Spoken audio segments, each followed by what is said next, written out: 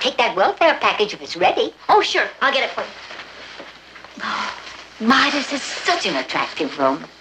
Oh, I just love these old houses out in Brooklyn Heights. Uncle Martin says this one dates way back. Oh, indeed, yes. They don't build fireplaces like this today.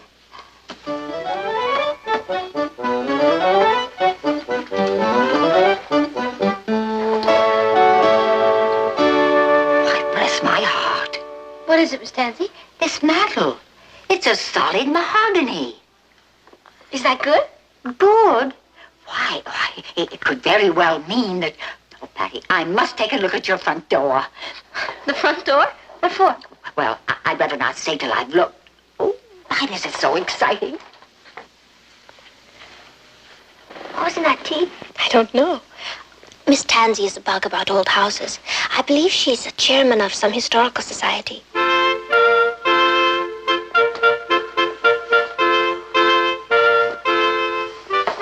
I was right. Patty, this house is Georgian.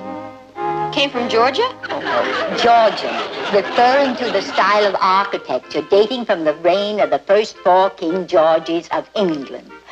Meaning, this house is over 200 years old. How can you tell, Miss Tansy? Well, the mahogany mantel and the style of this door. Now, both are found only in houses built in the early 18th century. You mean that means this house was built before the Revolution? Are you sure? My dear, I happen to be secretary of the Brooklyn Heights Historical Society.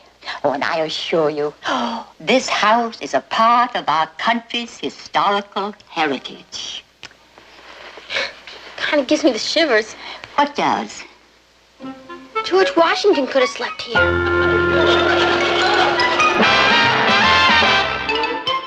Meet Kathy, who's lived most everywhere, from Zanzibar to Berkeley Square. But Patty's only seen the sights a girl can see from Brooklyn Heights. What a crazy pair! But they're cousins, identical cousins all the way. One pair of matching bouquets, different as night and day. Where Kathy adores a minuet, the ballet russe, and crepe Suzette. Our Patty loves to rock and roll, a hot dog makes her lose control. What a wild duet, still they're cousins, identical cousins, and you find they laugh alike, they walk alike, at times they even talk alike. You can lose your mind when cousins are 2 of a kind.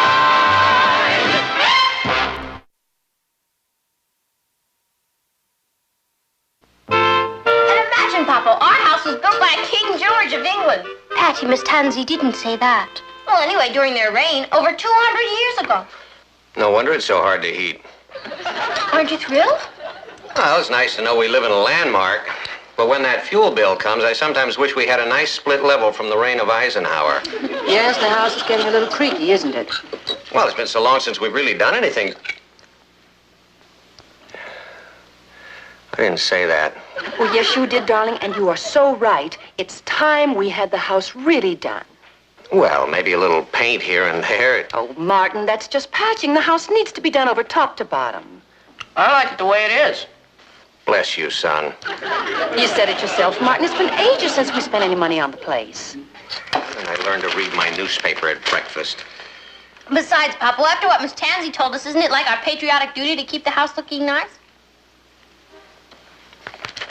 All right. What did you have in mind?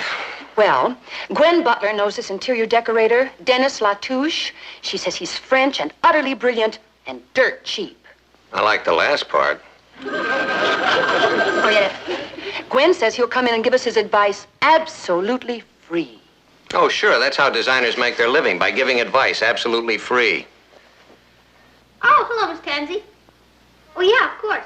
But couldn't you tell me over the phone? What now? Oh, okay. Kathy and I'll see you as soon as we finish breakfast. Bye. Kathy, Miss Tansy wants to see us as soon as we're finished. What for? It's about the house. She says we'll be absolutely thrilled. Let's hope she's found there's some gold in our cellar. I have a feeling I'll be needing it. This map confirms beyond a doubt that your house is the old Prescott place. Prescott? Who are they? Who are the Prescotts? Why, Patty, you're joking. Oh, yeah, of course. I thought maybe Kathy didn't know. I don't, peasant. The Prescotts were one of the first families to settle in Brooklyn Heights. Adam Prescott built your house in 1720. Kathy, did you hear that? Wait. I've saved the best to last. In 1776, Adam Prescott's son Jonathan joined the Revolutionary Army of General Washington, leaving Prescott Manor. Prescott Manor? I live in Prescott Manor. In the care of his only daughter, Jane. Oh, here's a picture of her. Oh, she's beautiful. Yes, indeed. Jane Prescott refused to be evacuated from her home, even when the British forces under General Sir Alec Howell occupied Brooklyn Heights. She offered Prescott Manor to General Howell. Wait a minute. He was the enemy. Jane Prescott, having heard of the British commander's fondness for a pretty face and a shapely ankle, forgive me, girls, this part's a little racy. Oh, that's okay. Go ahead. It's all history. Contrived to be introduced to General Howell. He accepted her offer of Prescott Manor. But why would she do a thing like that? And during the several days he resided there, was much occupied in paying court to the beauteous Jane Prescott. Despite the urgent pleas of his staff to continue in pursuit of the scattered American forces.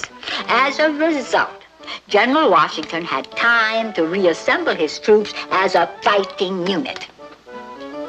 Oh, you mean she just pretended to like the general in order to save the country? Exactly. Then the revolution was practically won or lost in our parlor. What? Yes, in a way. Thanks a million, Miss Tansy. Come on, Cat. Come on, where? To tell Papa the news so he can put it in the Chronicle. Oh, Patty, it is a very interesting story. But all this happened about 200 years ago. For Pete's sake, do you always have to be so technical? Come on. Thanks a million, Miss Tansy. See ya. Well, there's no question, Patty, that is a fascinating historical footnote. Footnote, he calls it. Papa, our house practically saved the Union. I believe that was Abraham Lincoln, honey. Anyway, what did you want me to do? Spread it all over the front page so everybody will know we live on hallowed ground. That's hallowed, Patty. And I don't really think anybody but us Lanes would give a hoot. I disagree, Martin. It's a nice human interest feature. Now, J.A., you're a publisher. You know that a newspaper man isn't news unless he shoots somebody. I still say it rates a story. Well, you're the boss. Would you send Miller in, please? Hey, wait till the gang reads about this. Yes, it's rather a feather in the Lane cap. You know something? From now on, when the kids come to our house, I'm going to charge admission. Madame, you were so wise to call me in. Oh, yes. Well, the room does need something. It needs everything. Well, we find it quite comfortable. An old shoe is also comfortable, but does one wish to live in it? Very well put, no? Do you have any ideas, Mr. Latouche? Not so fast, madame. First, I must immerse myself in your house. Well, I can show you the floor plan. I mean psychically, spiritually. Hi, Mom. This is my son, Ross, Mr. Latouche. Hi. Mom, look. It's about how our house used to be Prescott Manor. Oh, isn't that nice? Don't you want to read it? Later, dear, we're disturbing Mr. Latouche. Oh, I'm going to find Patty. Yes, you do that, dear. You know, this may spark you, Mr. Latouche, but it seems that our house predates the American Revolution. I'm so glad. Do you think perhaps we should consider an early American decor? Surely you do not suggest we do this room a la Betsy Ross? No? I mean, heavens to Betsy. Very amusing. But why not? Sure, madame. In decor, a period is either in or out. And early American is Out. but alas, not way out. That would be better? Naturellement, because then it would be in again. At the moment, it is, how you Americans say, nowheresville. I see. But you can advise me what to do with the room. Mais oui. Oh, Mrs. Butler said that there would be no charge for advice. Certainly not. What do you suggest? I suggest that you engage me to suggest a suitable decor. Please do. I will. For this, my fee will be $500.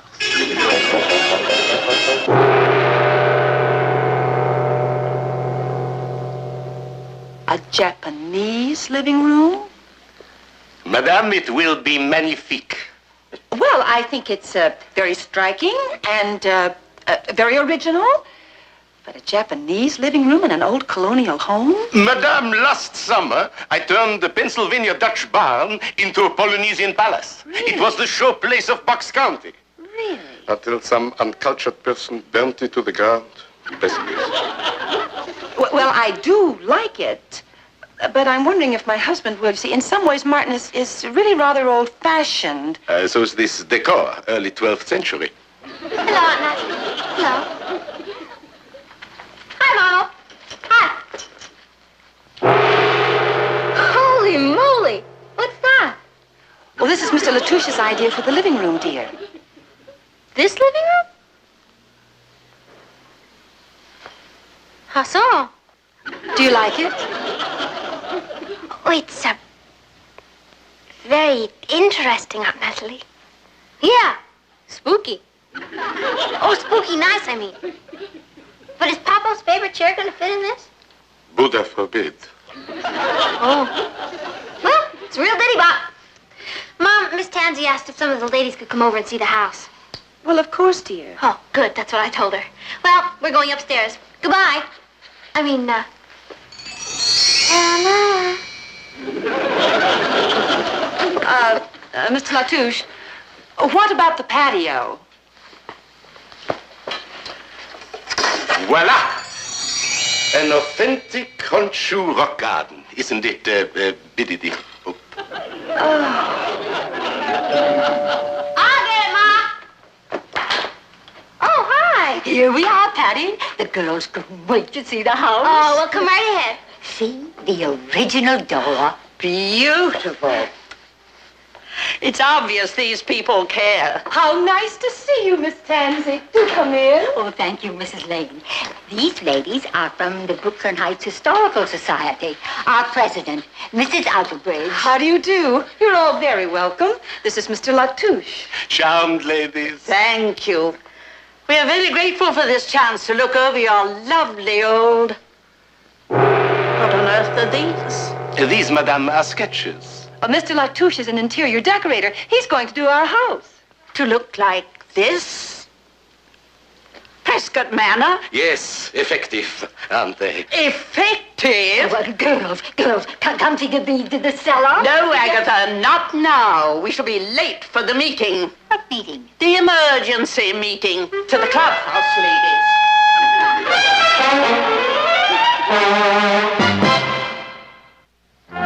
And so we urge every member of the community to support this drive to make historic old Prescott Manor into a National Historic Site.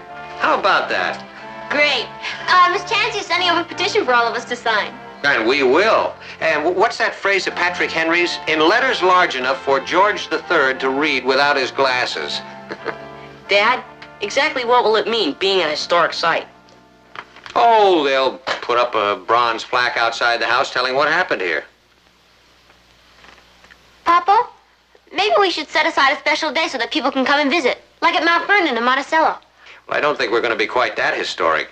In any case, I don't want a lot of sightseers traipsing through here all the time. Now, don't worry, Nat. Historic or not, this place is ours, and nobody's going to take it away from us. This is our house, our own sturdy little castle.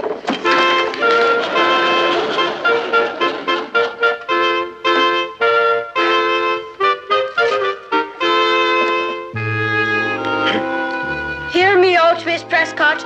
I find you entrancing to gaze upon, enemy of the crown though your father be. General, I pray you, dally here no longer. Oh, boy. What's wrong, sis? It's a disaster. Nobody's gonna believe that Kathy's a passionate British general or that you're a hot-blooded lieutenant. I'm terribly sorry, Mr. DeMille, but putting on this play was your idea. What's the least we can do to show our appreciation? Let's try it again, okay?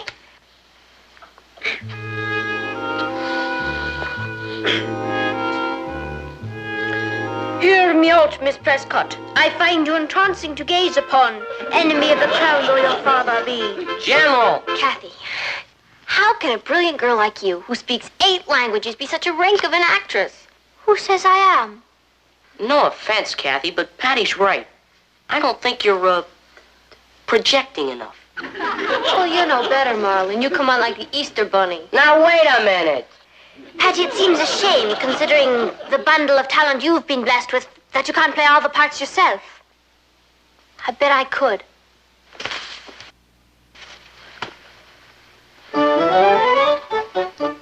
Hear me out, Miss Prescott. I find you entrancing to gaze upon, enemy of the crown though your father be. General, I pray you, dally here no longer. You were saying, General? Miss Prescott. Nay, Sir Alec. Pray, call me Jane. General, a courier has just arrived with this message from the front. Excuse me. Zounds! The Yanks have done it! And what, General? Escaped across the Hudson. The blasted rebels will live to fight another day. Yes, indeed they will, General, until the last vile redcoat is driven from our shores. What are you saying, Jane?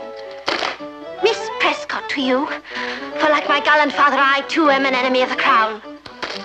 But dash it all, General, be gone! Oh, I'm terribly sorry, Miss Tansy. I didn't hear you come in. Are you okay? Yeah, the front door was open. Sorry. What are you children up to? Oh, we were just rehearsing a play. One I wrote. It's called Jane Prescott's Finest Hour. She means Patty Lane's. It's a surprise for the Ladies' Historical Society to show how much we appreciate what they're trying to do for our house. Oh, that's very thoughtful. Oh, Patty, is your mother in? I must see her. Oh, yeah, she's in Papa's study. Is it about the house? Well, yes, in a way. Oh, come on, I'll show you. Did I hurt you? I'm so sorry. That's right in here. Mom, Miss Tansy's here to see you. Well, hello, Miss Tansy. Well, I better get back to rehearsal. Boy, the cook needs a lot of work. Pardon me for dropping in like this. I'm delighted, Miss Tansy. I was just looking at these sketches. The sketches, oh, yes. The new decor for the living room. Striking, aren't they? Oh, yes, indeed. But I don't see the fireplace. Oh, well, Mr. Latouche feels that we should brick it over. Brick it over? But it's an heirloom. Well, Mr. Latouche says that it doesn't fit with the samurai motif. Oh, he does. Well, I'll be leaving now, Mrs. Lane. But I thought you wanted to talk to me. Well, I changed my mind. Oh, that is, it'll keep until the house is, good day, Mrs. Lane, good day.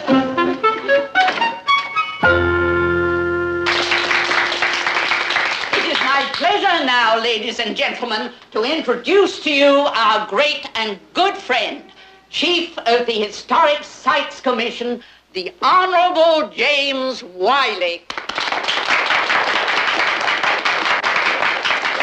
Thank you. Members of the Brooklyn Heights Historical Society, ladies and gentlemen, we have considered your petition to have Prescott Manor declared a National Historic Site. I am happy to announce that your request has been approved. Mr. Lane, will you come forward, please? Mr. Lane, I congratulate you on offering your house to the state. You're very welcome, sir. And I want you to know it marks you as a man of patriotism, of great generosity. Well, I wouldn't go so far as to say that. And I want you to know that we will be equally generous in fixing the compensation you will receive for your unselfish deed. Oh, well, I really don't expect any money, Mr. Wiley. And I assure you that as long as Prescott Manor stands, its doors will be open to you and your family to visit there free of charge. Well, that's Is it? Free of charge? What are you talking about, Mr. Wiley? Ladies and gentlemen, America the Beautiful.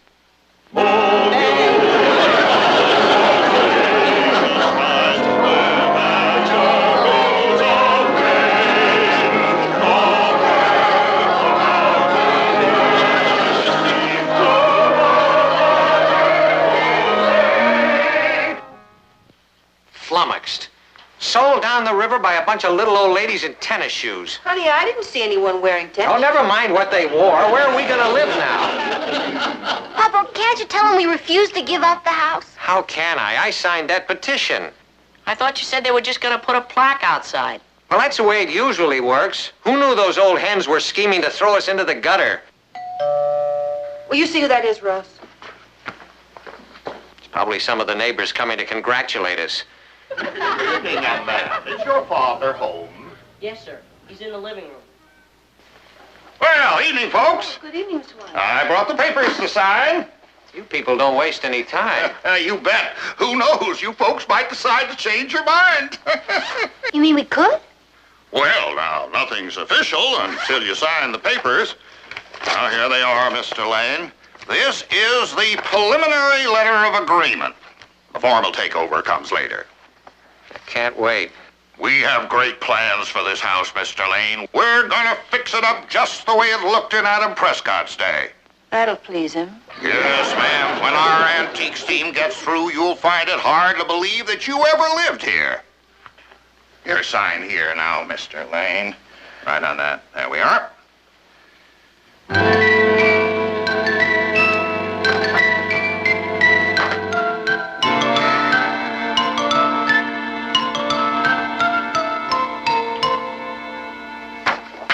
No. You can't have it. Well, Mr. Lane, what are you saying? I'm sorry, Mr. Wiley, but you can't have this house. What?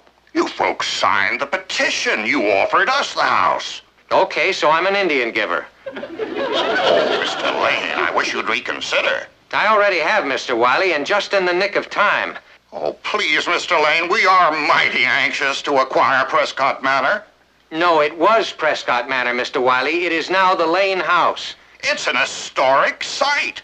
Jane Prescott. I know all about Jane Prescott, but I'm much more interested in the Lane family history that was made here. You know, my kids grew up in this house, Mr. Wiley, Patty and Ross.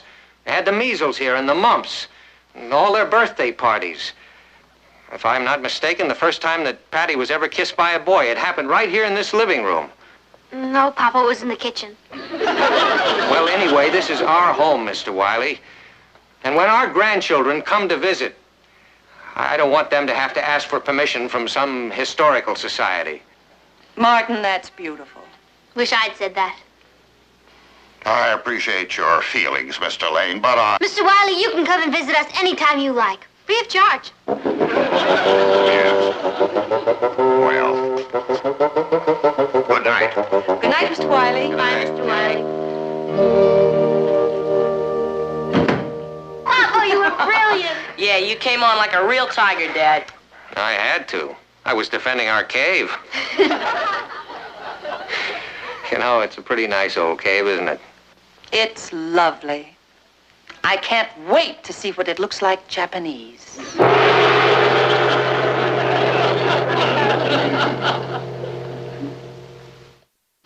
Yes, Mr. Latouche, I'm sure $12,000 is very reasonable, but we've decided to keep the house the way it is.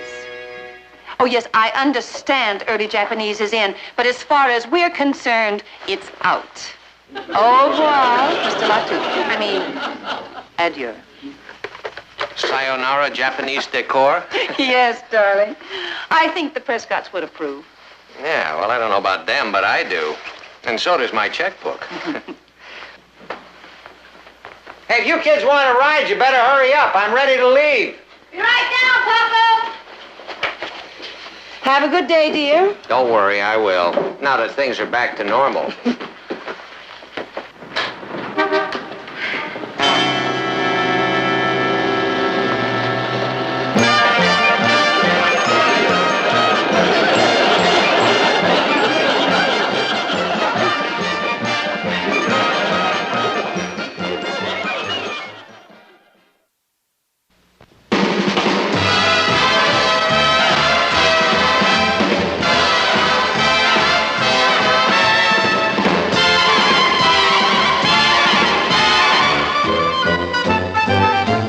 Here's Kathy, who's lived most everywhere, from Zanzibar to Berkeley Square. But Patty's only seen the sights a girl can see from Brooklyn Heights. What a crazy pair. But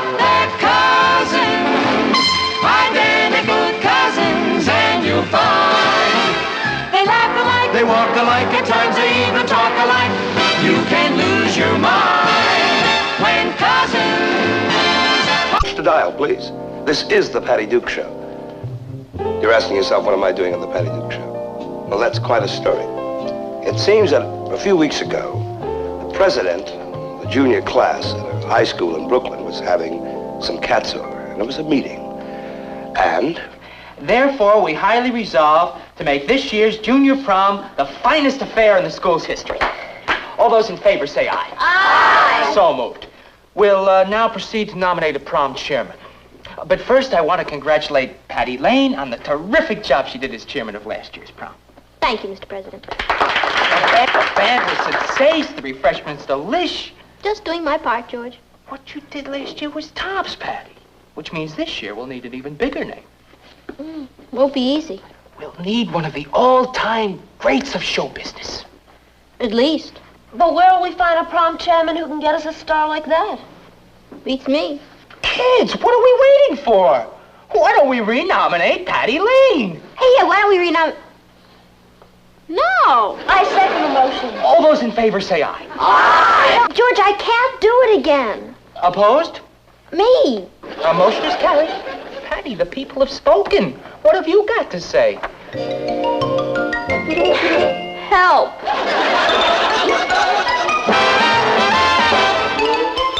Meet Kathy, who's lived most everywhere, from Zanzibar to Berkeley Square. But Patty's only seen the sights a girl can see from Brooklyn Heights. What a crazy pair, but they're cousins, identical cousins all the way. One pair of matching bookends, different as night and day. Where Kathy adores a minuet, the ballet russe, and crepe Suzette. Our Patty loves to rock and roll, a hot dog makes her lose control. What a wild duet, still they're cousins, identical cousins, and you find they laugh alike, they walk alike, at times they even talk alike. You can lose your mind when cousins are two of a kind.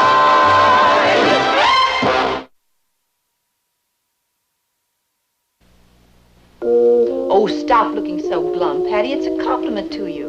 Oh, yummy. But what do I do about it? Oh, you'll rise to the occasion. A girl with your energy and resourcefulness. And family connections. Papa, you're a big newspaper man. You're managing editor of the Chronicle. So, what would you say if your only daughter asked you to use your influence to... Just what I said last year. That's what I figured. But I admire your persistence. Well, I'm off to hear President Johnson address the newspaper editors convention. President Johnson? Do you think he would come? No, I guess not. Besides, he doesn't sing or dance or anything. I'll walk you the car. Now, if Harry Truman were still in the White House...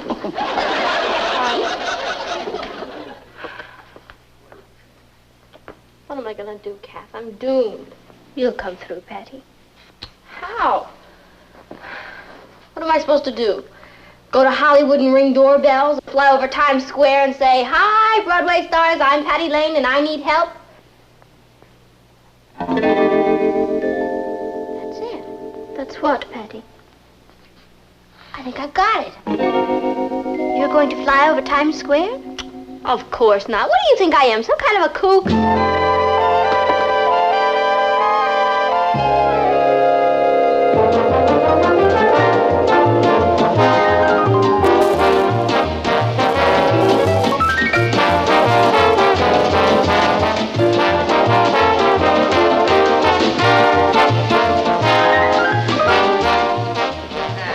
Already. You've been at this for 3 hours. 4, but who's counting? Go home. Give up. Never. Patty, my dogs are killing. Mine too, Richard, but I'm not quitting. Because somewhere, somebody up there, I mean in a Broadway theater, somewhere, somebody's gonna look out the window and they're gonna say, Hey, dig this crazy kid. What kid is that, Mike? Down there with a sandwich sign. She's been like picketing Schubert Alley all afternoon.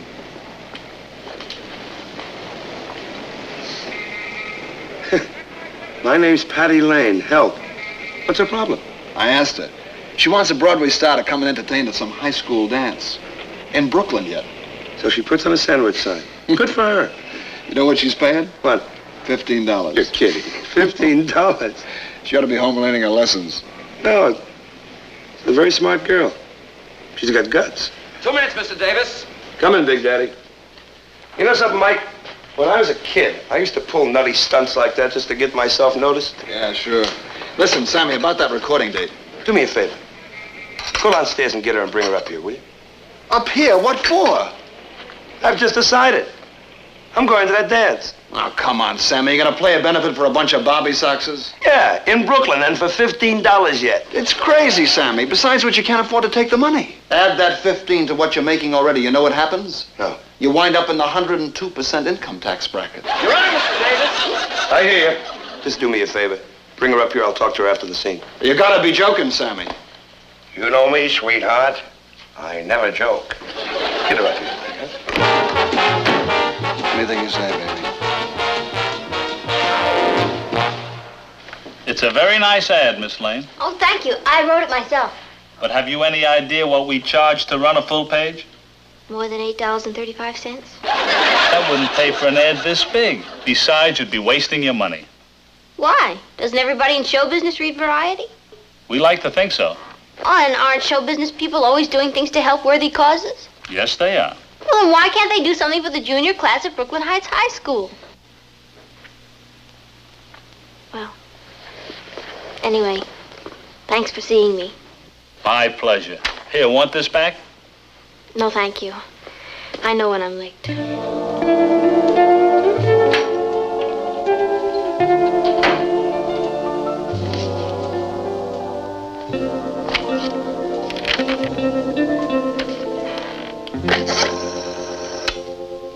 Jesse, come in my office. I got a story about a high school kid in Brooklyn. Yeah, I see Variety's got a story on that kid. What kid? Patty Lane. The girl with the sandwich sign. Hey, incidentally, how come she never came up here like I said? Oh, she took off before I could tell her. I bet. Sammy, baby, everybody knows you got a heart big as all outdoors. My job is to keep it indoors. Oh, bless you. You know, she tried to buy an ad for $8.35, a full-page ad in Variety. Well, that's what I call guts. She still hasn't got a star for her prom. Well, this time I'm going to see that she gets one. No, Sammy? Yes! No. Look, I happen to date kids who don't give up. Sammy, baby, you're doing 8 shows a week, plus recording dates and TV. Oh, I'm so busy. But I'm not that busy. Now, come on, give me the phone, please. What for? I want to fly to Cleveland. I want to call Patty Lane and tell her I'll be there Saturday. Sammy, you want to work Saturday night after the show? I'll get you a bundle for a club date. Tat-tat-tat-tat. Remember, no dough. Can't afford it? Give me the phone, huh? Please. Please. Thank you.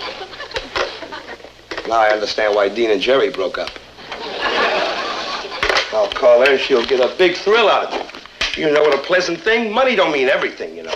The number's here and I'll call her. The joy she'll have in those kids at that prom when I be there. Hello? May I speak to Miss Patty Lane, please? This is Patty Lane. I understand that you're looking for someone to entertain at your prom Saturday. That's right. How did you know? Well, I read about the story in Variety. In Variety? Who is this? My name is Sammy Davis. Sammy Davis? Well, actually, Sammy Davis, Jr. And I'll be happy to come and sing at your prom. You're Sammy Davis, Jr.? That's right. And you want to entertain at the prom? I certainly do.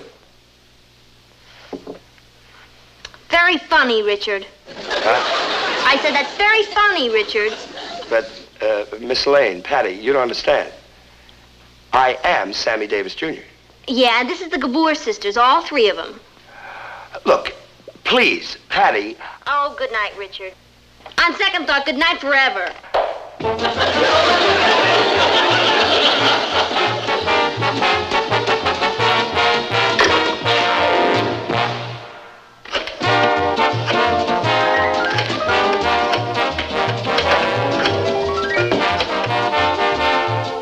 So busy. Why don't you get off the phone already? Oh, Patty Lane. Who's Patty Lane? Sammy, baby, you're not still trying to get through to that nutty high school kid. Look, I'm a little nutty myself. Sammy, what's with you? All week long you've been dialing this number. It's like an obsession. Murph, would you get me a Coke, please? Mike, have you ever heard of Captain Ahab? Captain who? Captain Ahab. Ahab? Well, he was a famous captain in a famous story. And it seemed that he got bugged real bad about a certain Moby Dick. Moby Dick? You ever play Vegas? Moby Dick was a big, white, mean whale.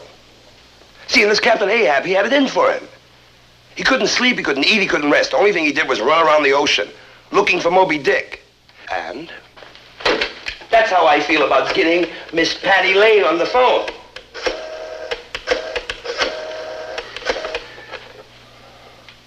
It's still busy. Well, you know how kids are when they start gabbing. Hello, George. It's Patty. I've been trying to get you all night. Your line's been busy. Yeah. Well, you know how us kids are when we start cabbing, Patty. What's up? George, it's about the prom. Oh, it's a sellout, Patty. Everybody will be there tomorrow night. Swell. And you know why? They can't wait to see what big, important guest star you've got for us. I'll bet. Thanks to you, Patty, it'll be a prom they'll never forget. George, I want to talk to you about the prom. I think we should call it off. Call it off? What for? Patty, are you putting me on? No, George. Well, then there's only one explanation. You're stuck. You can't get us a big guest star. That's not true. Of course I can. You just better, Patty. Because the whole class is going to be there. And if you don't show up with a big, important, famous celebrity, Doomsville.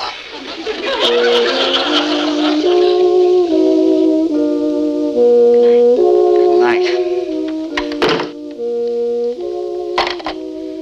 I wonder if they let girls enlist in the French Foreign Legion. Hello? Hello, is this Miss Patty Lane? Speaking. Who's this? This is Sammy Davis, Jr. Oh, come on, not again. No, wait a minute. Patty, please, don't hang up. This really is Sammy Davis, Jr., and I really, really want to come and sing at your prom. Why don't you knock it off, Richard? Enough is enough. You mean you really still don't think I'm Sammy Davis? Of course I don't. All right, listen to this. Why can't I fall in love like any other man? And maybe then I'll know what kind of fool I am. Now, what do you say? That I have the exact same record. Of Sammy Davis singing that song. Richard, I think you're mean, hateful, and horrid. And don't bother picking me up for the prom tomorrow night because I won't be going with you. What?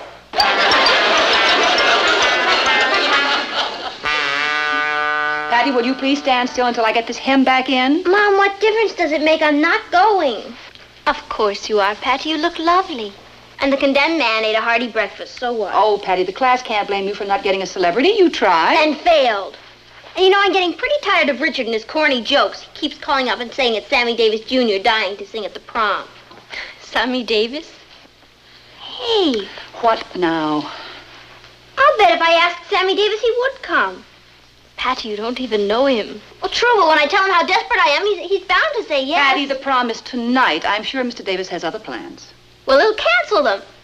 You know what they say, there's no people like show people. Honey, Come on, will you please stand still and stop dreaming? I've got to go. Go where? The Majestic Theater. Kathy, call Richard and tell him I'll see him at the prom. I'll be easy to recognize. I'll be the girl with Sammy Davis Jr. Oh, hi, Papa. Bye, Papa. Where are you off to? A rendezvous with destiny. Hi, darling. Say, what's with Patty? Oh, she's got some kind of wild idea that she can persuade... I'll get it. Hello? Hello. May I speak to Miss Patty Lane, please? I'm sorry, she's out. This is her mother. May I ask who's calling? Yes, ma'am. This is Sammy Davis. Sammy Davis? The real Sammy Davis? I mean, you do believe I'm Sammy Davis, Mrs. Lane, don't you? Oh, yes, of course I do, Mr. Davis. You're all heart, ma'am. I wanted to tell Patty that I'll be at the prom and sing for her tonight. Well, you're all heart, too, Mr. Davis. It's Sammy Davis. He's coming to the prom. Oh, you really got to hand it to our Patty. Thank you very much. Bye. He's really coming. Well, why are you so surprised? You know how charming and persuasive Patty can be. Oh, she certainly can. She's never even met Sammy Davis. Well, right now, she's on her way to the theater to beg him to come. Oh, well, it doesn't matter. He'll tell her the good news when she gets there.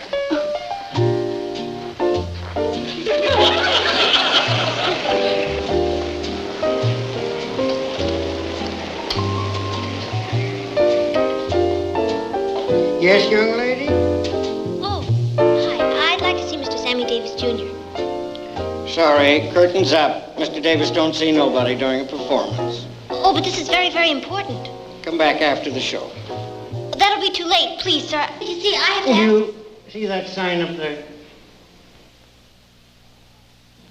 Yeah, it says no smoking. It says no visitors. Get. I said get.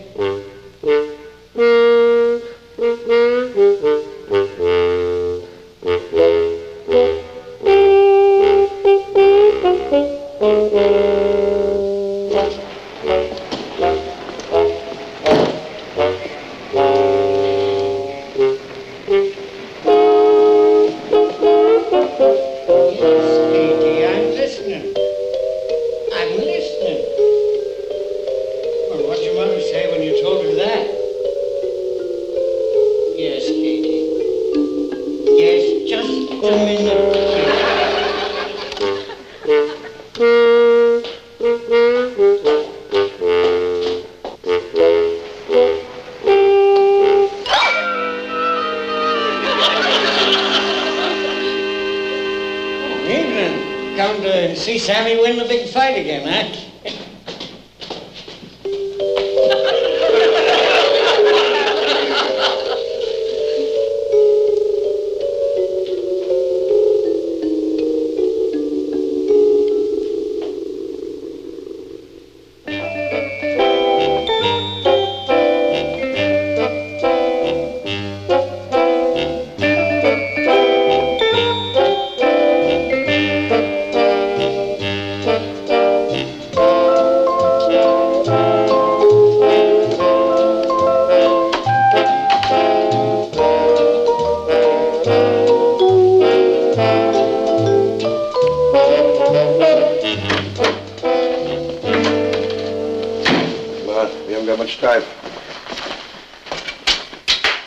This'll be fun. Mr. Davis!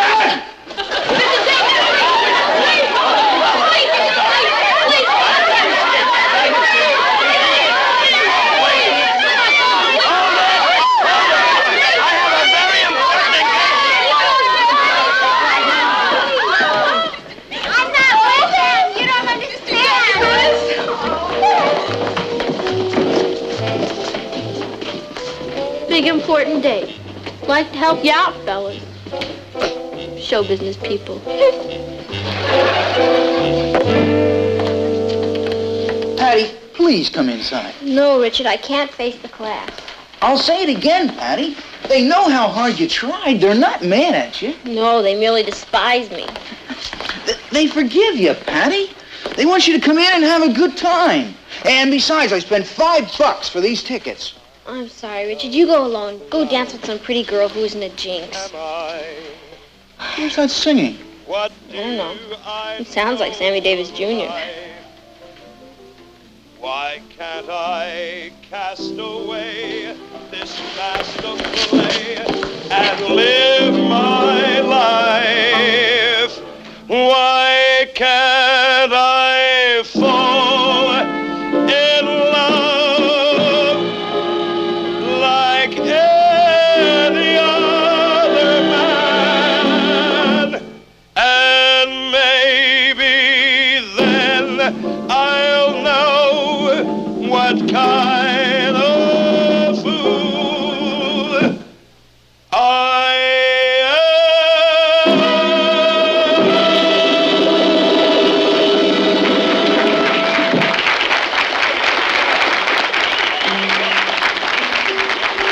Thank you very much. You're marvelous. Gee, I never thought it'd be this much fun. See, I told you guys we'd have a ball. Thank you very much. Thank you. I would just like to explain to you guys and gals that as much fun as it is for me to be here tonight, all of my guys came along with me. George Rhodes, my conductor, all the guys that travel with me. So I thank them for coming. And we're going to do one song, because I'm sort of old, you see. But I like to do that kind of jazz, too, you know. So we do one song. Here's a tribute to Ray Charles. Oh. Oh. Good. That's marvelous. Well, I got a woman. She way over town. She good to me. Well, don't you know, yeah. Well, I got a woman. She living over town. Oh, Lord. She good to me. She my baby. Don't you understand? I'm a lover man. Well, I got a woman. She way over town. She good to me. Oh, yeah. She saved a loving early in the morning just for me. Oh, yeah. She saved a loving, early every morning. Oh, don't you know? She do it for me. She give me money when I'm in need. She is the kind of girl I need. Well, I got a woman. She way over town. She good to me. Oh, yeah. Oh, she's always with me. Every night and every day. Never fuss or grumble. You know I like it that way. Never walking in the street, leaving me alone. She know a woman place. It's right there now in my home. I got a woman out of town. Oh, don't you know? She good to me. See, I got a woman. She living over town. Oh, didn't I say she good to me? She my baby. I'm her man. Oh, you can understand. Well, I got a woman. She way over town. She good to me. Oh, don't you know, yeah. And don't you know she all right? She all right, she all right. She all right, she all right. She all right, she all right. Oh.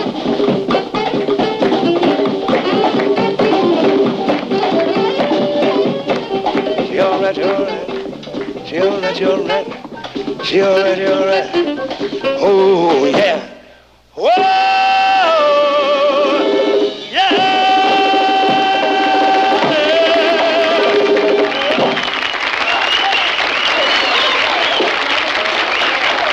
Thank you.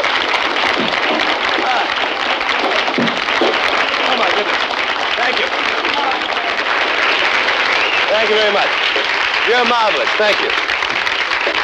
I would like to say that unfortunately I have to leave, but I want to tell you I've had such a pleasure being here tonight, and I owe that pleasure to a young lady who I've actually never met, but I saw her sign outside of my theater window, and her name is Patty Lane. Would Patty Lane, if she's in the audience, would you come up and let me thank you personally, please? You're the lady in the dressing room. Yeah. I don't know how to thank you, Mr. Davis. I can think of one way how to thank me. Like my agent said, don't give me the $15.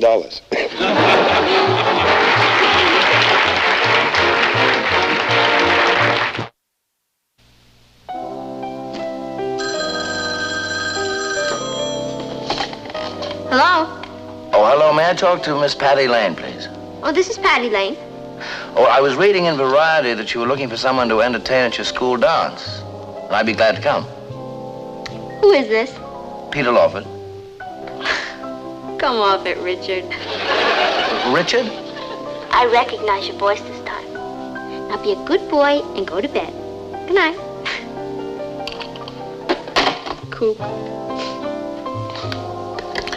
Silly girl doesn't believe it's really me. I'm not going to give up that easily.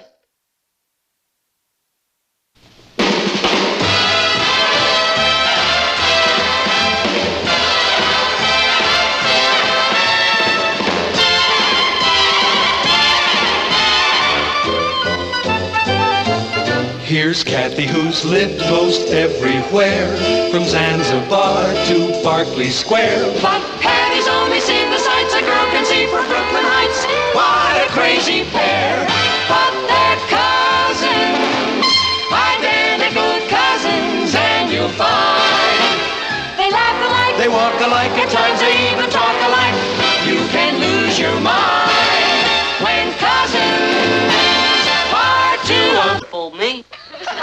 my psychological aptitude test back, and you know where I rank? Just below the human race. I came in the top percentile.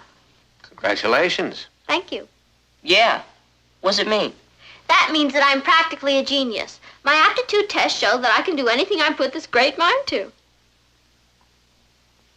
If I'm so brilliant, what are my children going to be?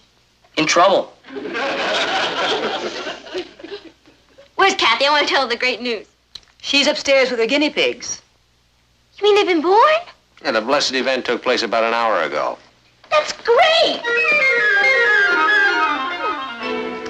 You've got to eat something.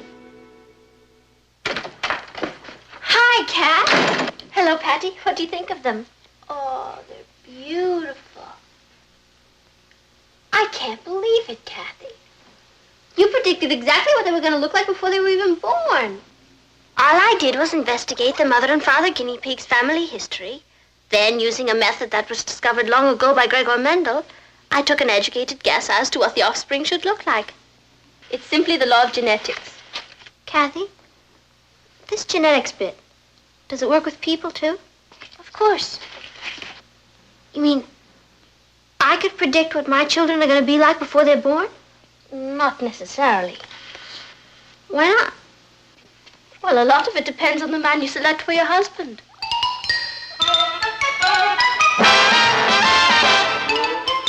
Meet Kathy, who's lived most everywhere, from Zanzibar to Berkeley Square. But Patty's only seen the sights a girl can see from Brooklyn Heights. What a crazy pair, but they're cousins, identical cousins all the way. One pair of matching bookends, different as night and day.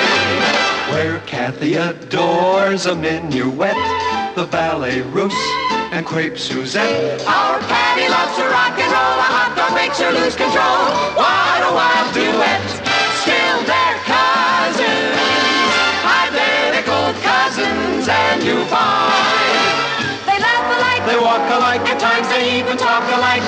You can lose your mind when cousins are two of a kind.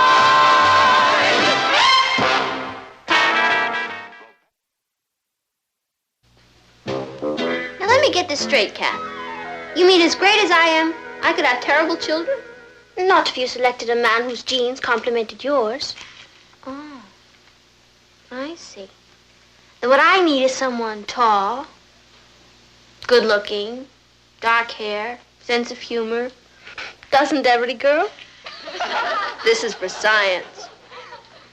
Gregor Mendel, move over.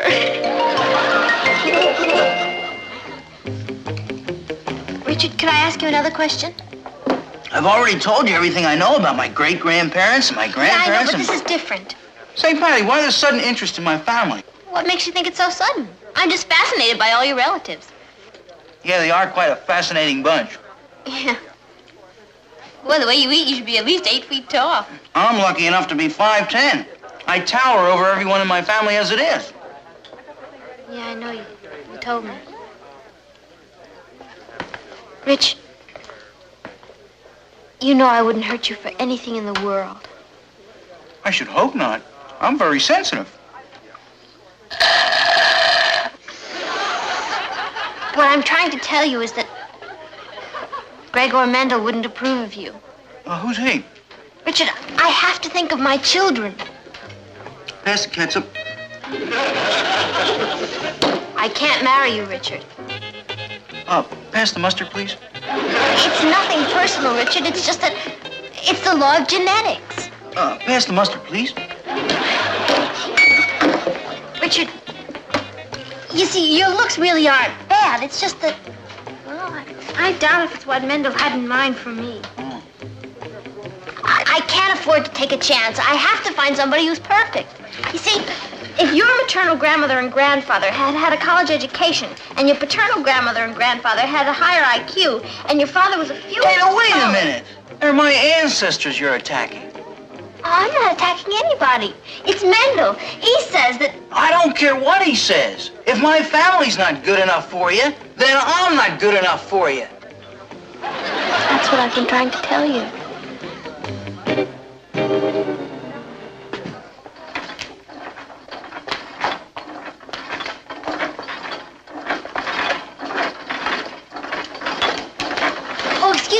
Edward Donaldson? No. I'm just a member of the Edward Donaldson fan club. My name is Patty Lane, and I was wondering if you'd help me with a survey I'm making. Shoot.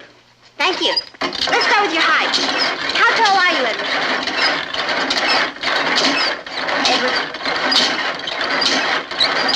Edward! What now? How tall are you, please? 5'11 and a half. Perfect. In the morning. In the morning? A person's always taller when they first get up. Read that once in a comic book. You read comic books? Sure. Hey, did you see what happened to the masked surfer? Yeah. He just got washed out.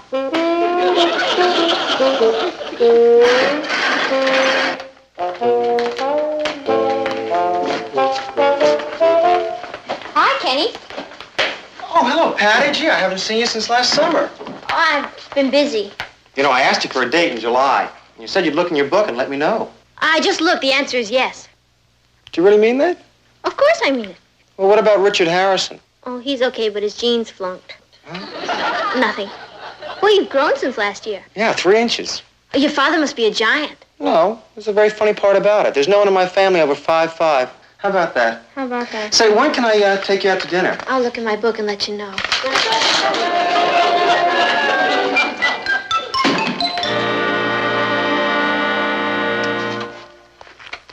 Patty, what are you doing? Who, me? What are you doing in that file? I'm looking for something. I found it. I'm trying to find out which boy has the highest IQ. And you know who it is? Rodion Zablinski. Do you know him? No. Neither do I. But I'm going to. I can see him now. Tall. Romantic. Brilliant. Rodion, I love you. How's that sound? Like you're in trouble. Zablinski. Z.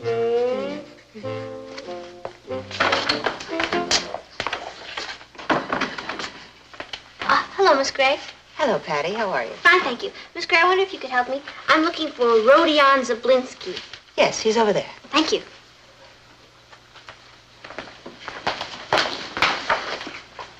Hello there. Hello. You look just like I knew you would. I do? Yep. Tell me, Rodion, how... Oh, you're looking for Rodion. Hey, Ro. Yeah? Someone's looking for you. You looking for me? Are you Rodion Zablinski? Yeah? Rodion, would you stand up, please?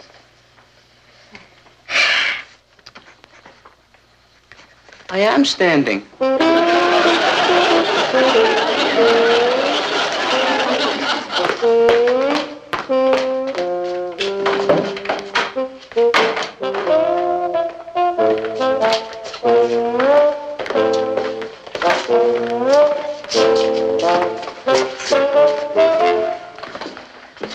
Patty, I have to talk to you.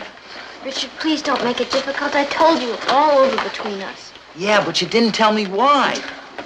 Just trust me, Richard. It's bigger than both of us. I suppose you mean Kenny. Richard, everybody's looking at us. Oh, have you seen him? Have you seen him? He's coming down the hall. See who? Him! And your cousin Kathy's with him. Hello, Physiology 1. Hello.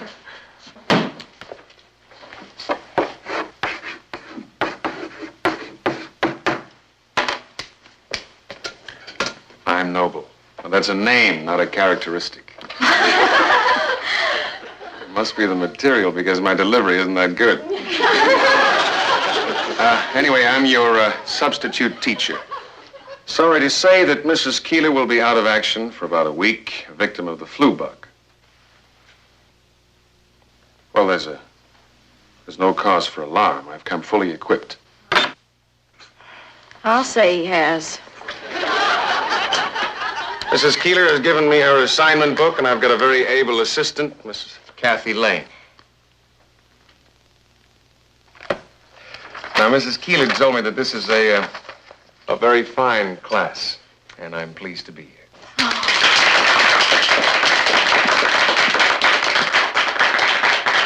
I'm sure we'll become very, very good friends. Don't say that again.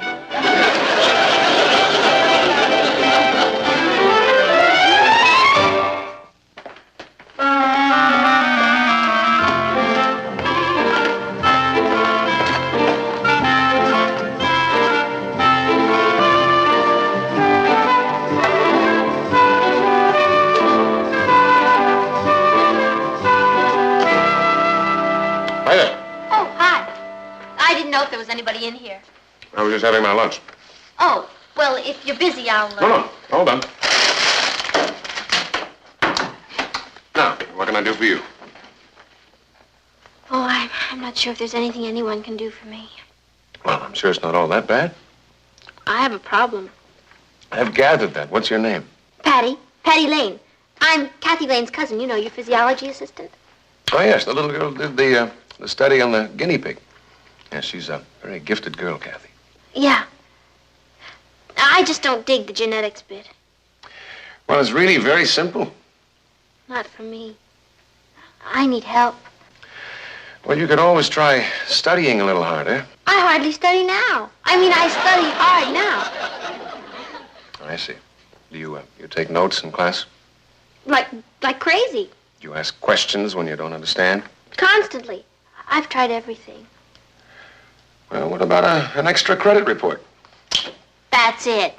Now, why didn't I think of that? I'll do a report just like Kathy's. And you and I can work on it together. Well, Kathy did a very difficult project. Oh, I know, but I'm very willing. And if I do a good job, it'll be sure to bring up my grades. And how can I miss with you helping me?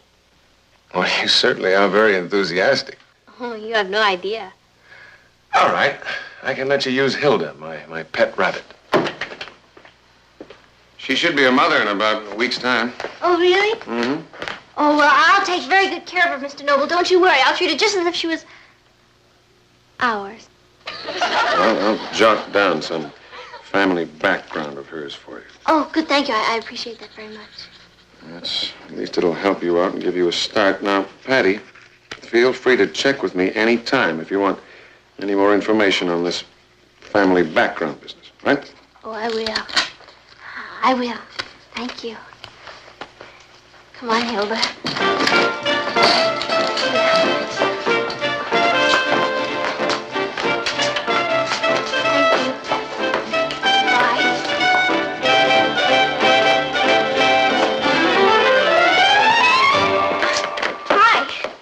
Patty, how are you this morning? Fine, except for one problem. Yes? In order to figure out what Hilda's offspring will look like, I need a little more information.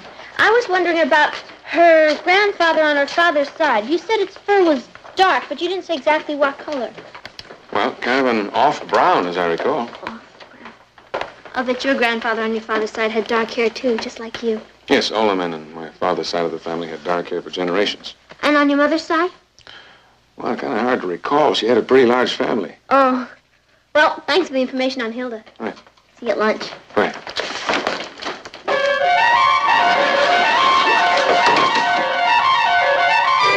And Hilda's father has bright pink eyes. And so does your father. Have bright blue eyes. Yeah. What about your grandmother? What about her? What color eyes does she have? Patty, I fail to see the significance. Just curious. I've become fascinated by genetics. Oh, very glad to hear that. And it's all you're doing. Did your grandfather go to college? Are you sure you're not confusing me with Hilda? Oh, I could never confuse you with anyone. I can't wait to see that report. I keep expecting you to ask me how far I can jump, or whether or not I can twitch my nose. Can you? Eddie, I think you've enough information on Hilda. I suggest you go and finish your chart. Yes, sir. Patty, Yes? try to remember that figures can lie, and heredity predictions don't always turn out exactly. Not always. But this one will.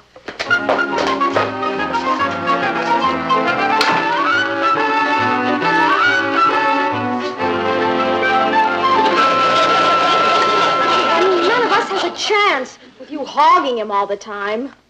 Oink. Oh, Patty, if you don't stop acting like a pig about this, it's going to mean war. Well, what'll it be? Are you going to share him or hog him? Just call me Porky. Patty! Dear. I thought we were at war. Oh, we are. But we want to know just one thing. What's he really like? Well, if anyone knows Mr. Noble, you do. Mr. Noble is perfect. Absolutely perfect. You know something? What? Mr. Mendel would have loved him.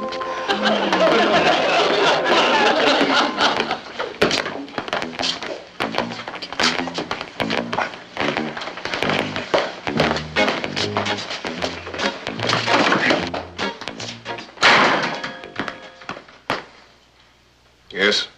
I want my girl back. What's that? I said, I want my girl back, sir.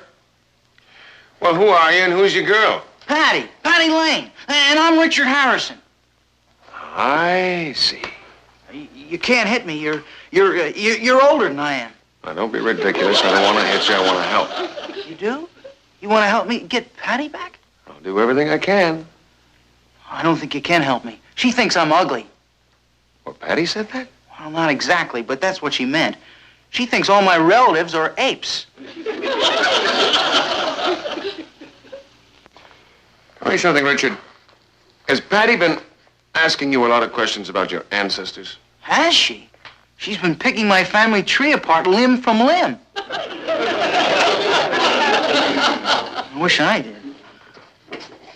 I don't know what's gotten into her. Well, I have a feeling it's not too serious. The only way I can get her back is to have plastic surgery and find a new family to adopt me. I don't think you have to go quite to that extreme. You mean that you think there's a chance I could get her back? Yes, I would say so. Well, what do I have to do? All you have to do is wait.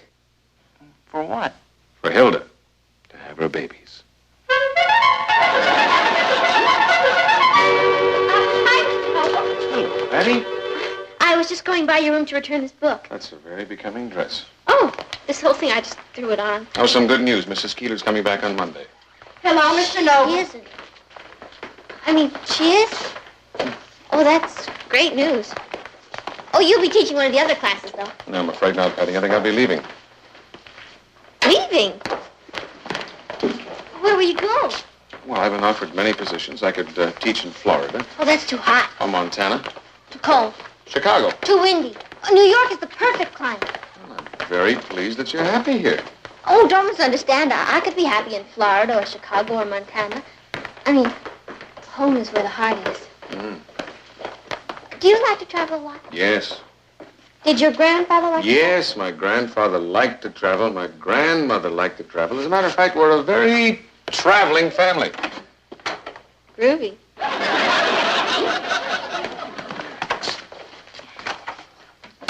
You wouldn't like to come to dinner tonight, would you? I'm afraid I can't, Patty. Oh, that's too bad. I think Hilda might have her babies tonight. Is she really? Oh, yeah. Well, I'll be there. Do you mean it? Indeed I do. Oh, groovy. I can't tell you how much I appreciate it, Mr. Noble.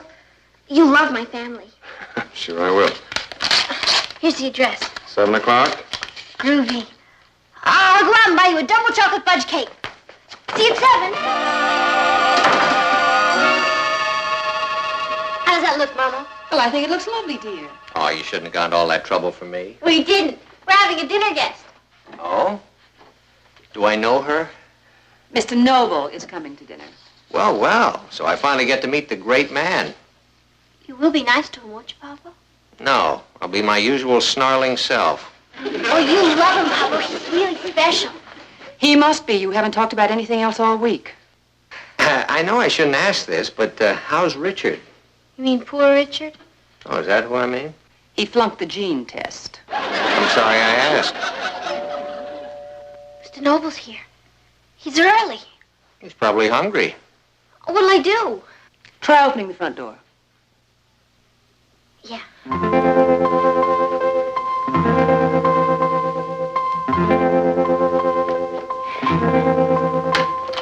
Come in. Boy, you're all hospitality, aren't you?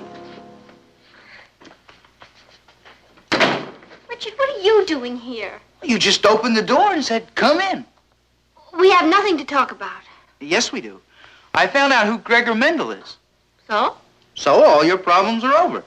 Good. Then can we talk about it tomorrow? Oh, wait a minute. I'd like to talk about it now. You seem nervous. Me? Nervous? What have I got to be nervous about? Oh. That must be Alice. Richard, why don't you go out the back door? You're awful anxious to get rid of me, aren't you? No.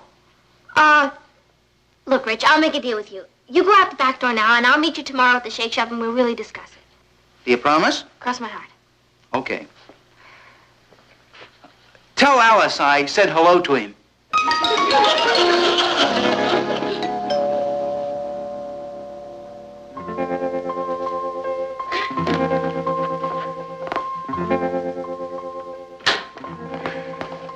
Good evening. Yes. How's Hilda? Hilda? Oh, Hilda's fine. Won't you come in? Mr. Noble, I know exactly how many babies she's going to have and just what they're going to look like. You see, I've really been working on it, and I Patty. figured... Never mind. Mr. Noble, how do you do? I'm Patty's mother. And this is my husband, Mr. Lane. How do you do? Nice to meet you. Genetics is a fascinating science. I did some experiments in it when I was a boy. It really works, too. Well, only to a degree, honey. What do you mean? Your father means it's not an exact science. It's exact enough for me. You're a mother. Hilda must have had her babies while we were eating. Hey, Hilda had her babies. There are going to be 6 of them. 3 dark brown, 3 light brown. 4? That can't be. I had it all figured out. I guess Hilda had some ideas of her own. Oh, I think they're darling. Well, that's not the point, Mama. I scientifically predicted how many there were going to be and what they were going to look like, and I was wrong. Now, I conducted my experiment just like Kathy. Well, Kathy's didn't always work out right either. They have to. What about Mendel? Patty, there are dominant genes and there are recessive genes, and the recessive genes show up pretty much when they feel like it. Now, no one can predict them. Now you tell me. Well, I was going to tell you earlier, but I thought it was best that you learn by yourself. You knew what I was doing all along. Mm-hmm. I guess I got a little over-scientific. Well, science is a pretty wonderful thing, Patty, but there are certain things in life that you can't plan with a computer. Yes, sir. You know something? I'm kind of relieved. Are you? Mm-hmm. Because when it comes right down to Mendel or Richard, I'll take Richard. See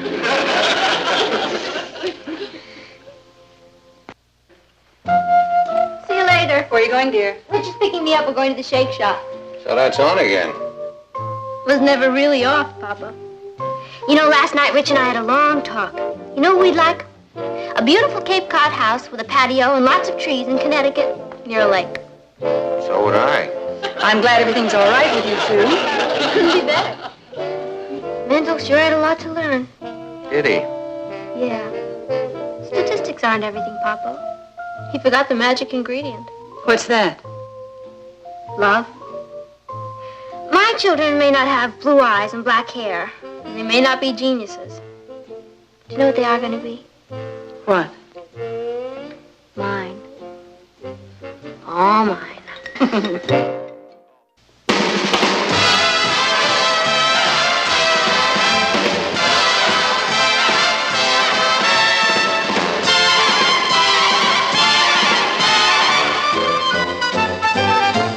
Here's Kathy, who's lived most everywhere, from Zanzibar to Berkeley Square. But Patty's only seen the sights a girl can see from Brooklyn Heights. What a crazy pair. But they're cousins, identical cousins, and you'll find they laugh alike, They walk alike, at times they even talk alike.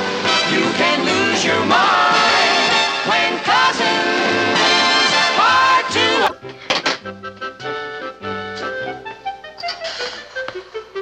How does it look? It looks like I'm going to kill him. What? My brother, the monster, put a live frog in my bed. Have you ever had a frog crawl all over your bare feet?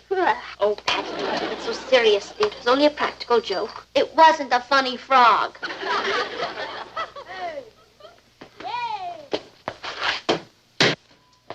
Look at little Mr. Innocence out there. Hey, how's it going? So, he likes practical jokes, does he?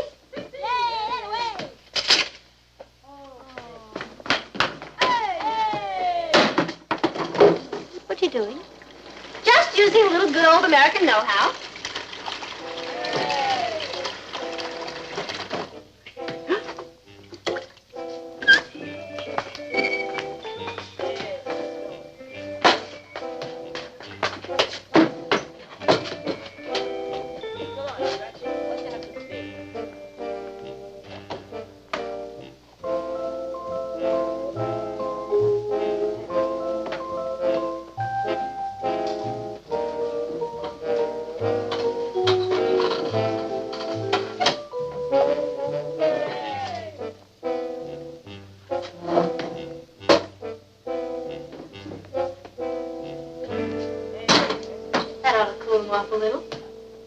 You'll get him all wet. He's already all wet, Kathy. This'll teach him not to put live frogs in my bed. Ross! What do you want? Kathy made some cookies. Come on in and get them. Okay. Come on, gang. Ross, why don't you get it and bring it out to them? All right.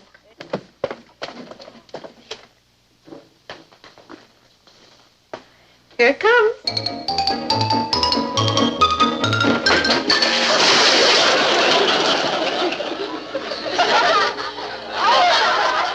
Home.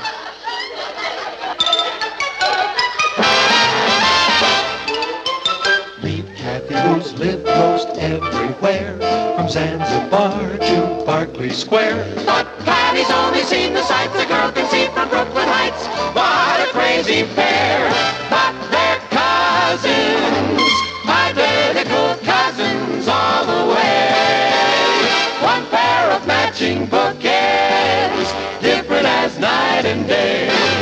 Where Kathy adores a minuet, the ballet russe, and crepe Suzette. Our Patty loves to rock and roll, a hot dog makes her lose control. What a wild duet, still they're cousins, identical cousins, and you find they laugh alike, They walk alike, at times they even talk alike.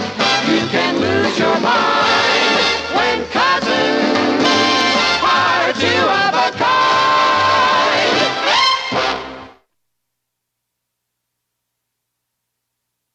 In a way, it was my fault, Martin. I told her to do it.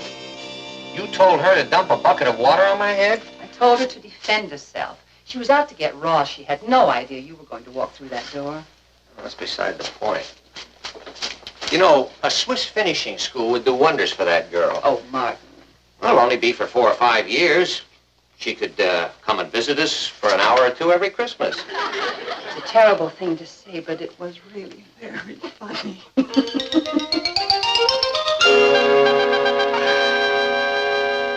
You know how some people are accident prone? I'm disaster prone. Patty, you didn't know your father was going to walk through that door? I should have. It's the Patty Lane law. Put me into any situation that could lead to trouble, and it will. I've never seen your father so angry. What do you suppose he'll do? Oh, he'll erupt like Mount Vesuvius and tell Mommy's going to send me off to some Swiss finishing school. Then he'll come in and tell me he forgives me and never to do it again.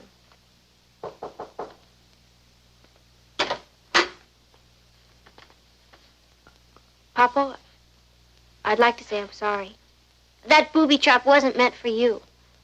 Yeah, I know it wasn't, Patty. I'm sorry I got so angry. Just that when I came through the door, I wasn't expecting to be hit by a pail of water. I was as surprised as you were. We were all pretty shocked, Uncle Martin. Well, I'm going to forget about it this time. I just don't want anything like this ever to happen again. No, sir, it won't. Excuse me.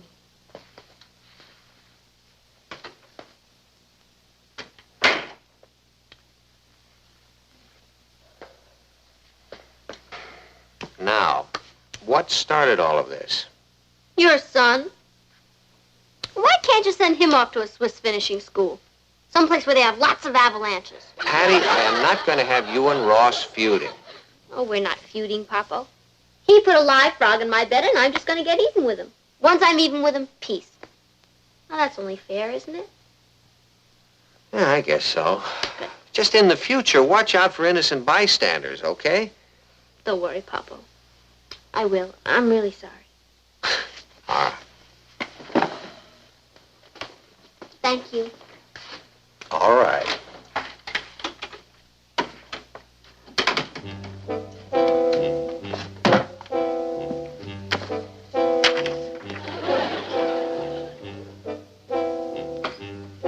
Gee, sis, is it true that you threw a bucket of water at your own father? You want to come in this room, knock. Can I come in? No. What are you so mad about? I'm mad because I'm not an only child. I'll say one thing for me. The folks sure made a great comeback after having you. Out. Not until I get my frog back. So, you admit you put him in my bed? I did not. He escaped from my room. Oh, come on, Ross. What do I look like? You look a lot like my frog. I'll get back at you. We'll see who gets even with who. Whom?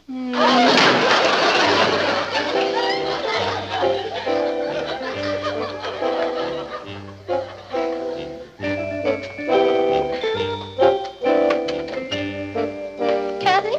What time is Ted picking you up? In about 20 minutes. You're going to be late. Look, I just ran a bath. Why don't you run and jump into it? Oh, would it be all right, Patty?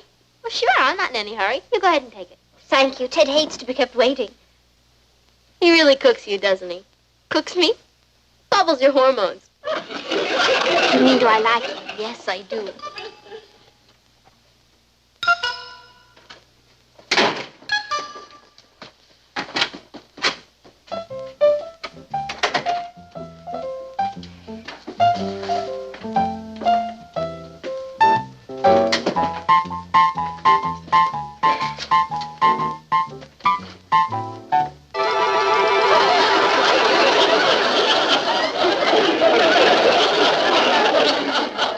So that's why Patty insisted I have her bath.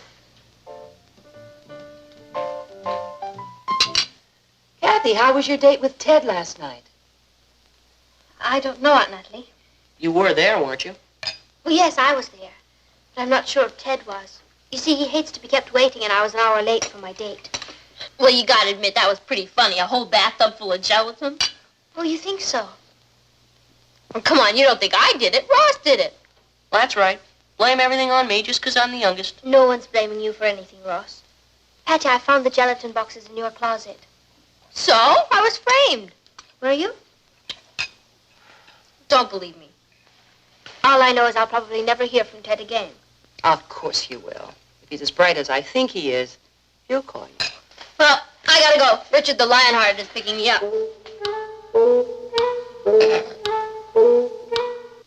What's so funny? Nothing.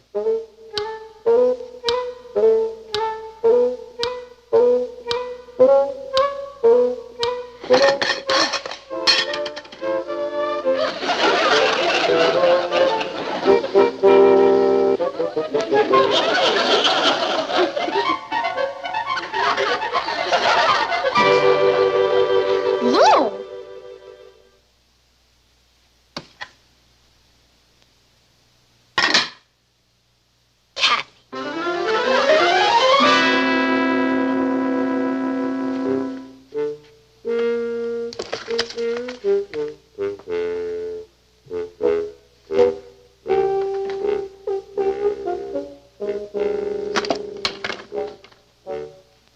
Is anybody home?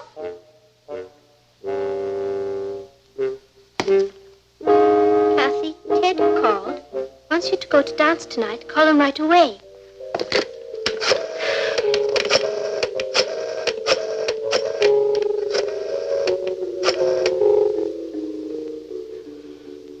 Hello, Ted. Ted, I'd love to go to the dance with you tonight. What time shall I be ready? It's Kathy. You already have a date for the dance? Didn't you just call me? You didn't. Oh, I see. I'm sorry to have bothered you. Goodbye.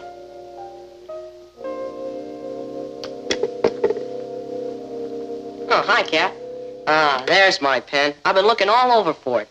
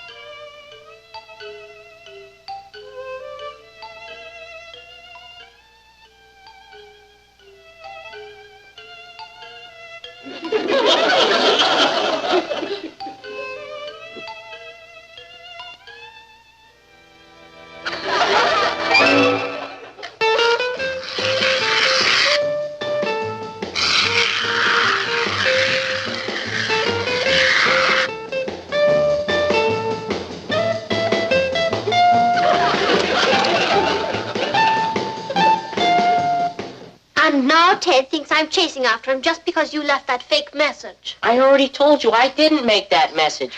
And how about you sewing all my socks together? It took me all morning to get them untangled. Good. Look at you two quarreling like that. You ought to be ashamed of yourselves. And since when did you become the big peacemaker? Well, I've been thinking it over, and I've decided it's silly for us to be feuding like this. I mean, we all live under the same roof. Why can't we all be buddies? Do you really mean that? Of course I mean it. And just to prove it to you, I fixed some ice cream sundaes. Come on out in the kitchen.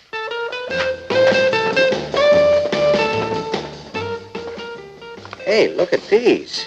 The girls must have made them. We've got to make some more. Come on. Well, they do look wonderful, don't they? Yeah.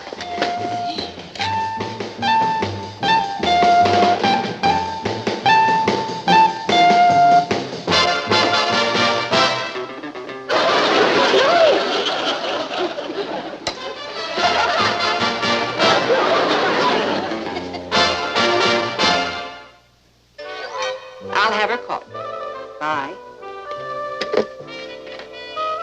Kathy, call Ted if you're free for piano concert tonight.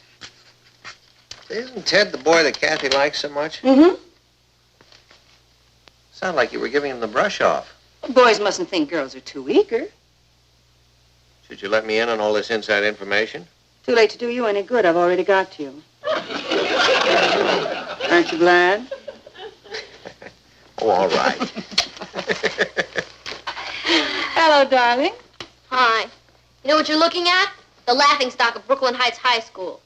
Everybody at school thinks I read comic books. Well, that's nothing. Everyone thinks your mother and I eat shaving cream. Well, the teacher made me read one of them out loud. This one, Melvin Monster. Don't you think maybe it's time you start giving up practical jokes, Patty? Give up? I've just begun to fight. This for me? Oh, no, that's for Kathy. Oh, Ted finally called her, huh? Isn't it nice? Kathy, call Ted if you're free for piano concert tonight.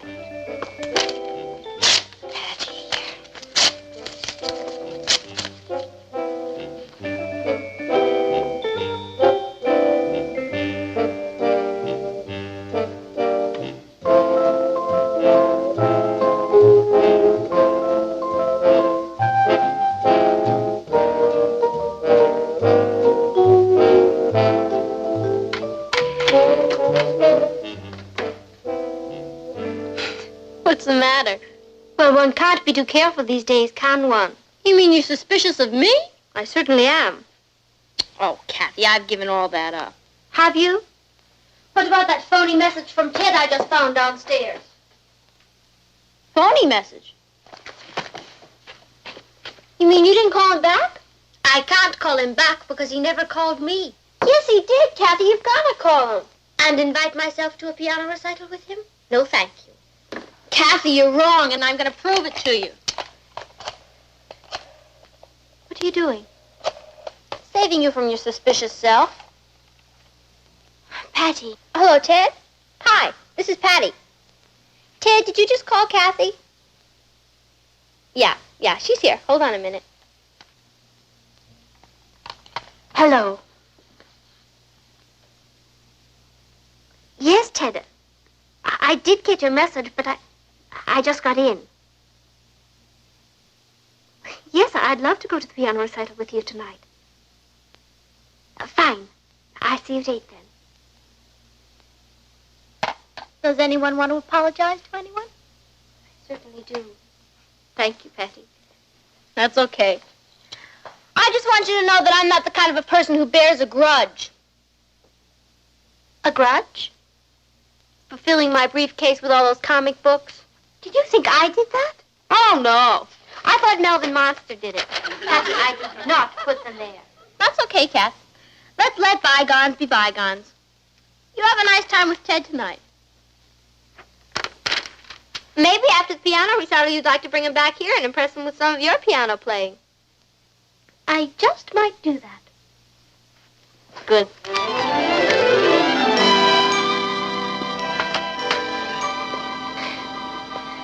Thank you for a wonderful evening, Ted. Oh, it was my pleasure, Kathy. I really enjoyed the recital very much. Yeah. I think I like piano music better than anything else in the world. Do you? Ted, would you like to come in for a sandwich or something? Sure, why not?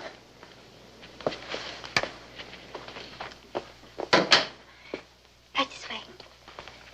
Do you have a piano? Yes. Well, I hear you're a great pianist. Oh?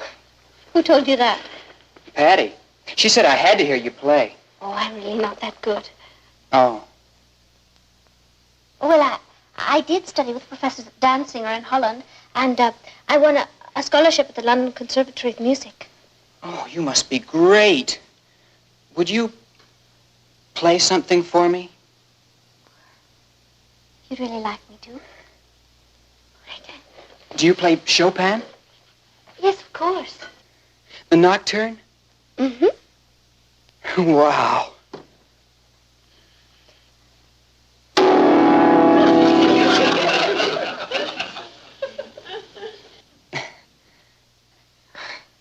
Excuse me.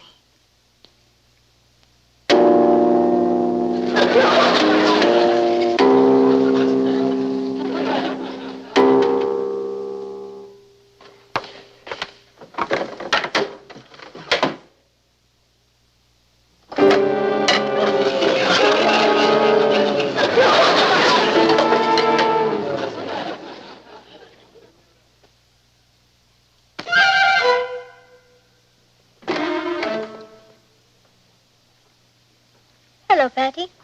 Hi, Kat. Did you have a nice evening? Oh, yeah, it was great. We went to the movies. Saw The War of the Moon Men. How was your concert? Lovely, thank you. Did Ted come back to the house with you? Yes, he did. He sure is a bug about piano music, isn't he? Isn't he? Did you play for him? No. No? I thought you... You thought what? Oh, nothing. You really ought to play for him soon. Oh, I will. Oh, well, I'm beat. I can't wait to get into the sack and conk off. What's the matter? Kathy, there's a tarantula in my bed. I can't think it could be poisonous. Let me know if it's fatal.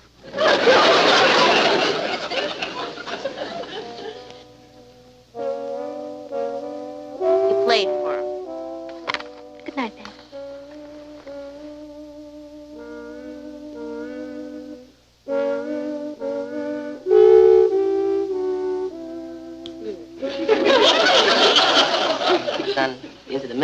Central Park. Nice little green man gets out. Kathy, could I see you a minute, please?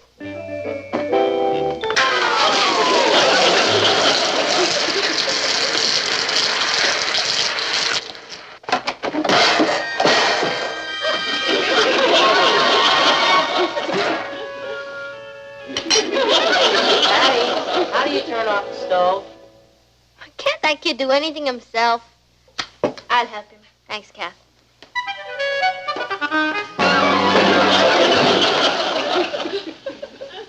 Go, Bill.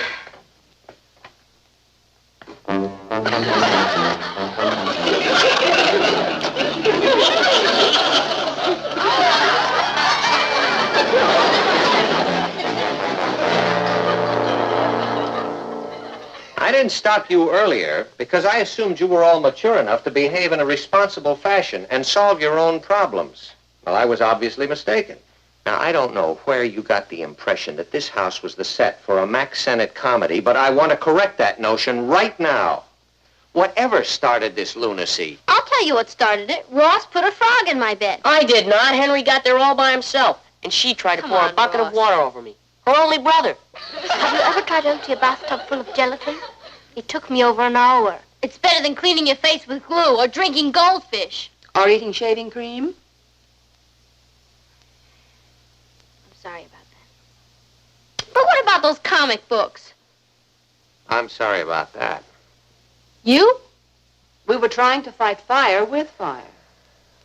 What about the piano? What about the tarantula? What about the seltzer in the face? What about a truce? You know, it's funny how a little thing can snowball, isn't it? Somebody misunderstands an action or a word, and instead of sitting down and discussing it, they attack. We'd all be a lot better off in this world if we'd try to work things out with one another instead of blasting away with dynamite or something bigger. I'm sorry, Uncle Martin. I behaved very badly. Not as bad as I did. I was worse than both of you put together. I'm sorry, Ross. I apologize. That's okay. We had a lot of fun. Yeah. Well, all's well that ends well, I always say. You know what I always say? What? There will be no television, movies, or dating for the next week. And that goes for all of you. But, Papa, I have a date with Richard tonight. Well, I don't think Richard will be going out either. You see, he fixed his father one of your shaving cream sundaes. Mr. Harrison is still blowing bubbles.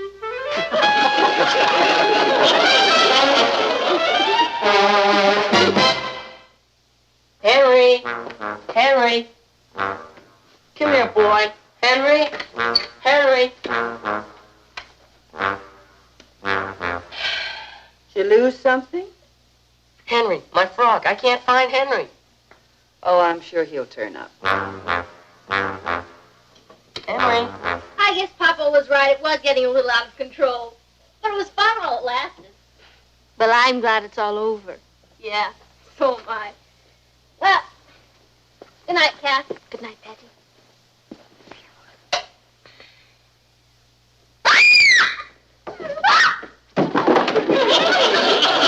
What's the matter?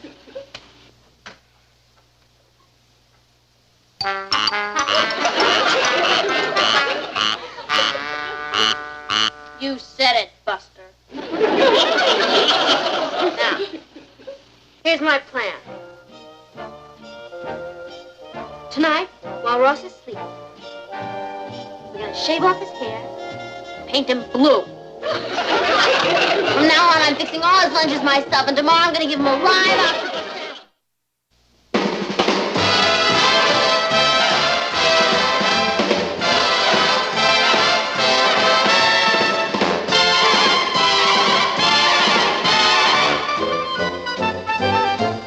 Here's Kathy, who's lived most everywhere, from Zanzibar to Berkeley Square. But Patty's only seen the sights a girl can see from Brooklyn Heights. What a crazy pair, but they're cousins, identical cousins, and you'll find they laugh alike, they walk alike, at times they even talk alike. You can lose your mind when cousins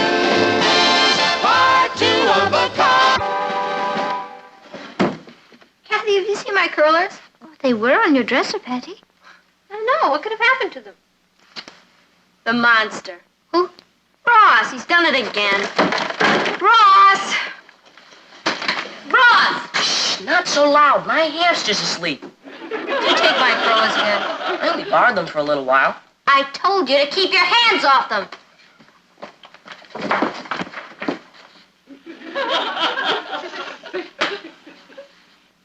Oh, damn monster! I'm gonna fix him for this. That's the third time he's done it this month. Well, he said he couldn't get any reception without the curlers. Yeah. I wish I could persuade him to join the Peace Corps. I'd love to see him in Timbuktu. You would not. Oh, yes, I would, cousin. Look. His school assignment book. Maybe we can find some incriminating evidence against him. This should make interesting reading. Listen to this. My sister. I've got him right where I want him. There's no one like my sister in the whole world. She is wonderful and kind and unselfish. My sister really loves me. She helps me with things that are important to me.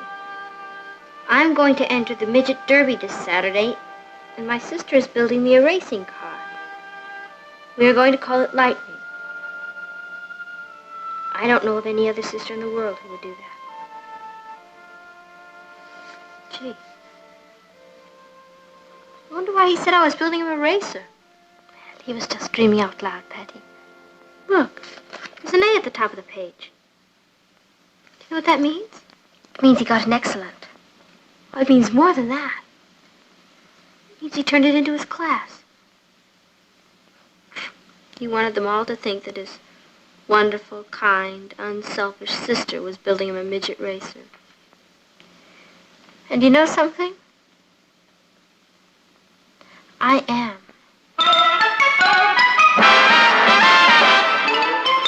Meet Kathy, who's lived most everywhere, from Zanzibar to Berkeley Square. But Patty's only seen the sights a girl can see from Brooklyn Heights. What a crazy pair! But they're cousins, identical cousins all the way. One pair of matching bookends, different as night and day. Where Kathy adores a minuet, the ballet russe, and crepe Suzette. Our Patty loves to rock and roll, a hot dog makes her lose control. What a wild duet, still they're cousins, identical cousins, and you find they laugh alike, They walk alike, at times they even talk alike. You can lose your mind when cousins are two of a kind.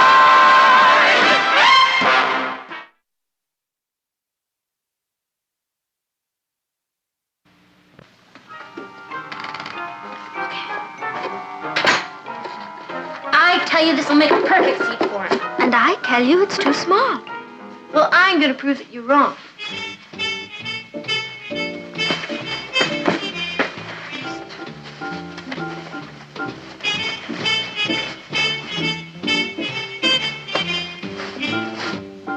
What are you doing? Proving you're wrong.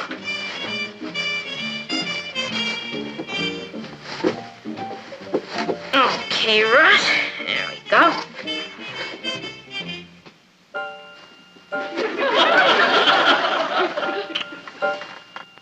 Well? Well, the box is fine. Ross is too big.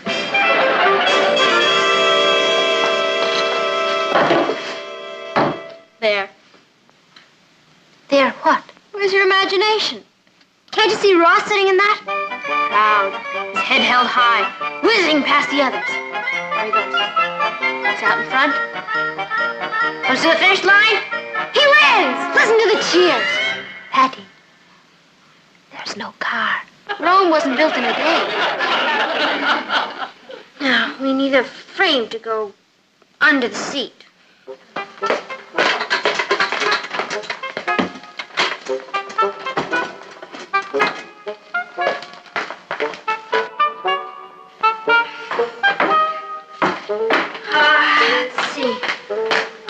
need some kind of strong boards for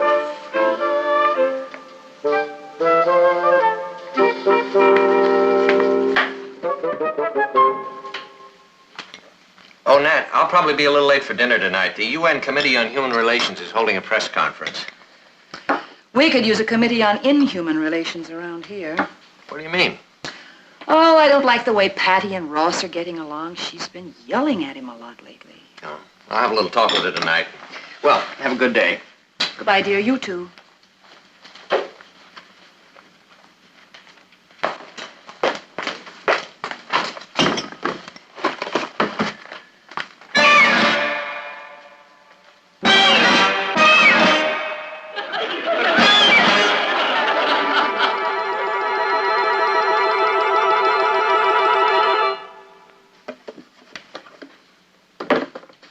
There. Now it's beginning to look more like a car. With your imagination, you should be writing science fiction. Now we have to nail the seat to the boards. We'll have to build the whole thing out here and keep it covered up so Ross won't know what's going on. All right? Patty, are you really going to send Ross down a hill in that? It's the only kind thing I've ever done for him, Kath. I want him to get in this and win that race. It means a lot to him.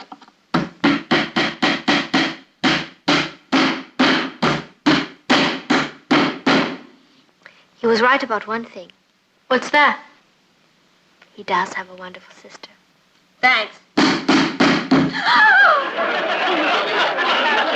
Sometimes I wish I had taken shop. Yeah. You know, it would have come in a lot handier than home economics. But I never really thought it would come up. There we are. Give me a hand, Pat. There we go. Okay. Now, let's try it out. Come.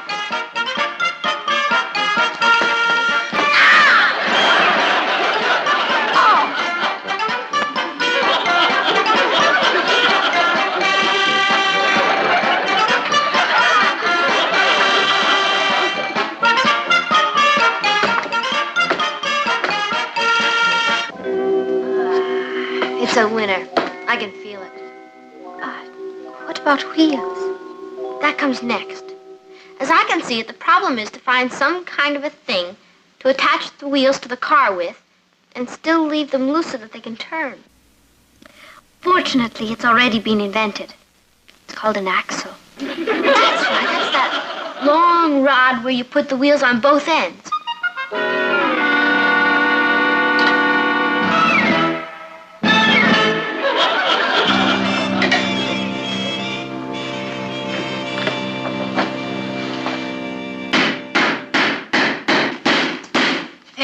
How does it look?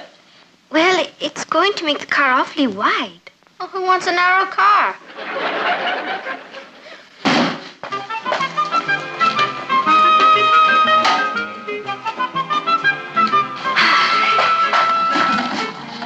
Good. Great. It's gonna be great. But we'll just have to find a wheel to match one of these. That's right. But you can begin to get the feel of it, can't you? Yes, I certainly can. Let's give it a little test run, huh? Fine.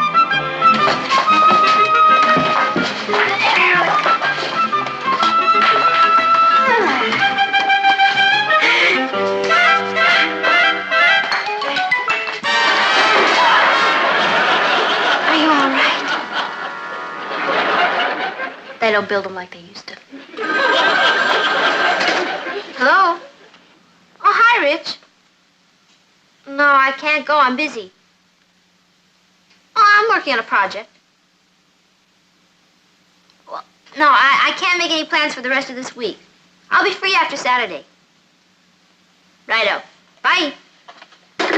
Aren't you going to the game? Oh, there'll be other games. But you were looking forward to this one. I can always go to a game. Let's get on with this. Do you really think we can build it by Saturday? We've got to. If we don't, Ross got an A under false pretenses.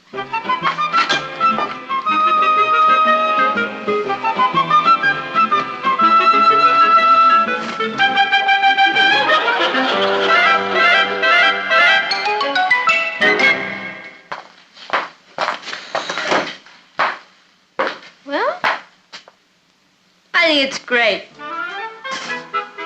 I see Aunt Kate has sent her annual basket of peaches from the farm. Oh, yes. We're going to be having lots of peaches for a while. You know, I like peach pie. Wait until you taste my peach soup. Patty? What do you want? I was wondering if you weren't too busy. Maybe you could help Well, me. I am busy. Now, just get out. But I said out. I want privacy. Keep away from this patio.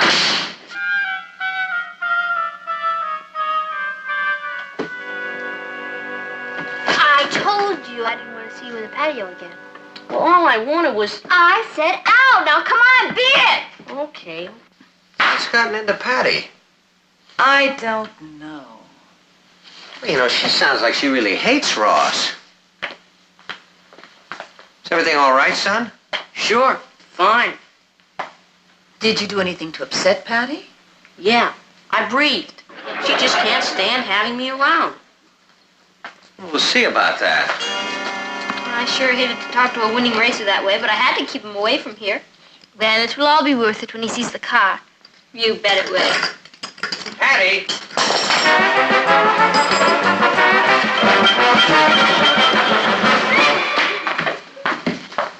Yeah, Papa? I want to talk to you for a minute, Patty. Oh, good. Wait, I'm kind of busy right now. No, it can't wait. What I have to say to you is much more important than anything you're doing. Kath, would you excuse us a minute, please? Certainly, Uncle Martin. Patty, you're an individual, and you're treated with respect around here. Now, I think everyone in this household is entitled to the same consideration. What have I done, Papa? It's what you haven't done. You're not being much of a sister to Ross. I'm trying. But I hear you yelling at him, and all he wanted to do was be out here with you. I know, but it was kind of an inconvenient time. But Ross has just as much right to the use of this house as you have. Now, is that understood? Yes, sir. And I don't want to ever hear you order him off of this patio again. Is that understood?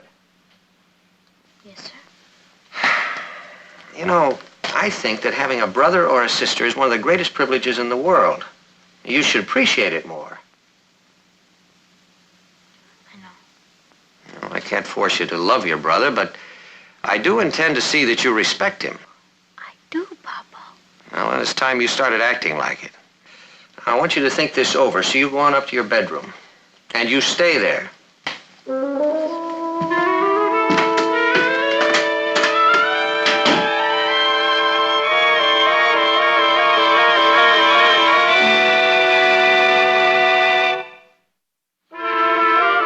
Did you get it? I got it. It's hidden around the corner. How am I going to get it in the house? Well, I think the folks are going out tonight. We'll sneak it in then. Patty, I can't handle this without you. Why don't you tell your parents what you're doing? Because I don't want anyone to know about this. It's our project, and we're going to do it by ourselves.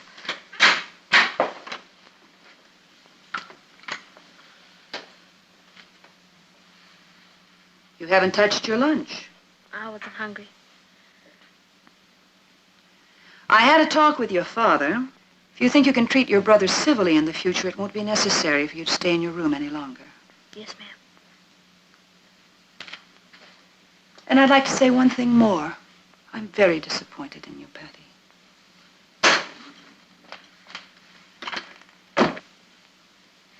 Patty, for heaven's sake, will you let me tell them? No. This has got to be a surprise. Come on, we've already wasted a whole day. We don't have to wait till tonight. We can bring it in now. Come on, Cat.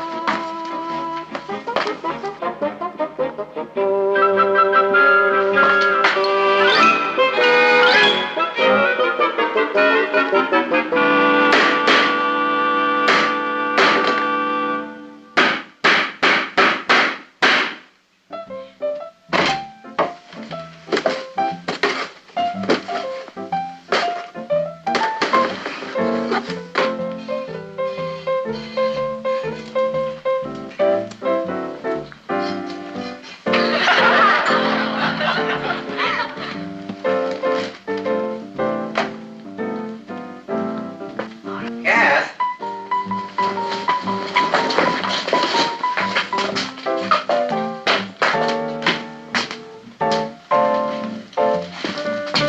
What have you got there? Where? right behind you, Miss Innocence. Oh, that? Just a baby carriage. A baby carriage? Do you mind if I look at it? Not at all, Uncle Martin.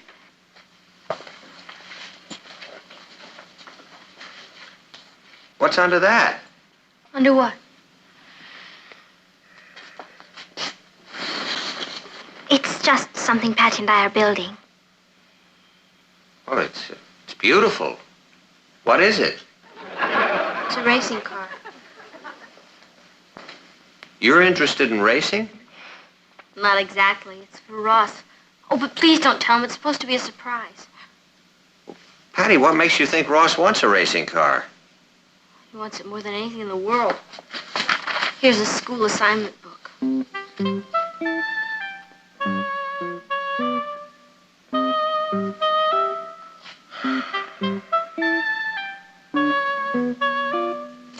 This is why you were yelling at Ross not to come out here on the patio. You didn't want him to see the car.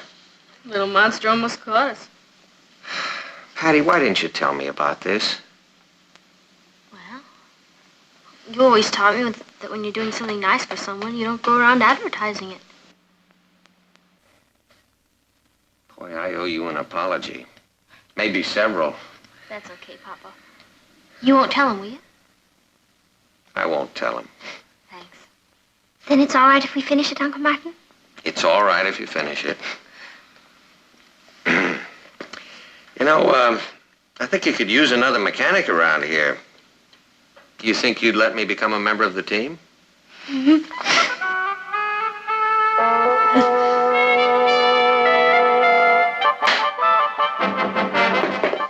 Well, it's really beginning to look like a car. You're a genius, Papa. Oh, it's your car, Patty. I'm just helping a little. I can't wait to see Ross's face when he sees this. Can Nick and me have something to eat? Nick and I, yes, you may have something to eat, but first, would you ask your father to come in for a moment, dear? I think he's out in the patio. Sure.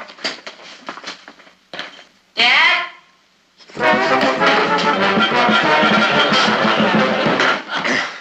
What are you doing out here? I just came out to... Well, you can just go back inside again. You got the whole house to play in, or you can go play with some of your friends. But, Dad... I don't want you out here in this patio again. Is that clear? Yes, sir. All right, well, get inside then.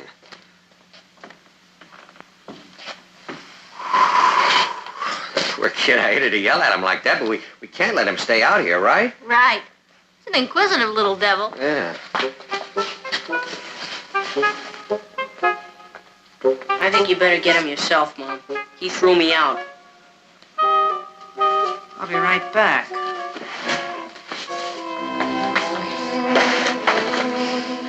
Gee, you're not very popular around here, are you? That's the way it is with me at my house. Martin! What is it, Nat? Say, what's going on here? Oh, well, the girls and I were just, we were just having a little talk.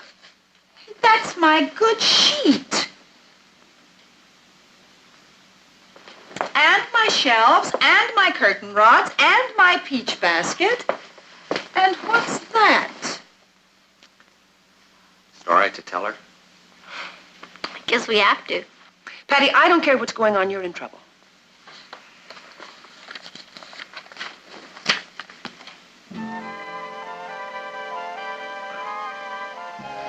Patty, you're out of trouble. I'm very proud of you. Mom, you won't breathe a word to Ross, will you? On one condition. What's that? You let me help. Sure. I guess we could use another worker. There isn't much time. The race is Saturday. Well, let's get to work. Okay. Mom, Nick wants to know if it... What are you doing out here? I heard your father tell you to stay inside. I live here, don't I? You go play in the house. I don't want to see you out here again. But all Right now. Okay, it's your patio. But from now on, no one's ever gonna set foot in my room again.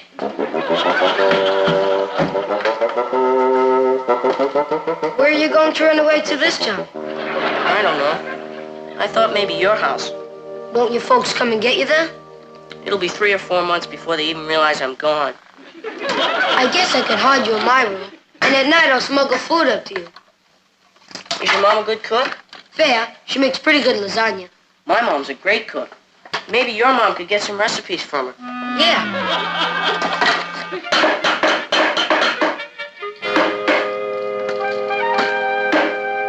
How do you like that? Headlight. It's really beginning to look like a racer. What was the name he wanted on his car? Lightning? Yeah. I think Patty should have the honor of painting that on.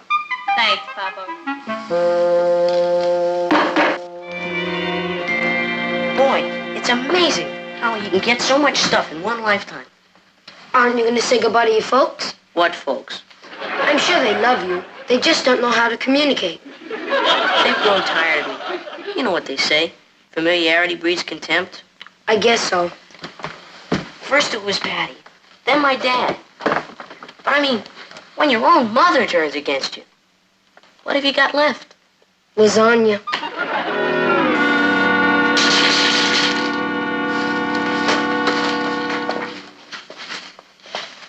Well, there it is. Gee, that looks wonderful. It certainly does. Are we ready for the unveiling? I would say so. Do you want to get Ross? I sure do.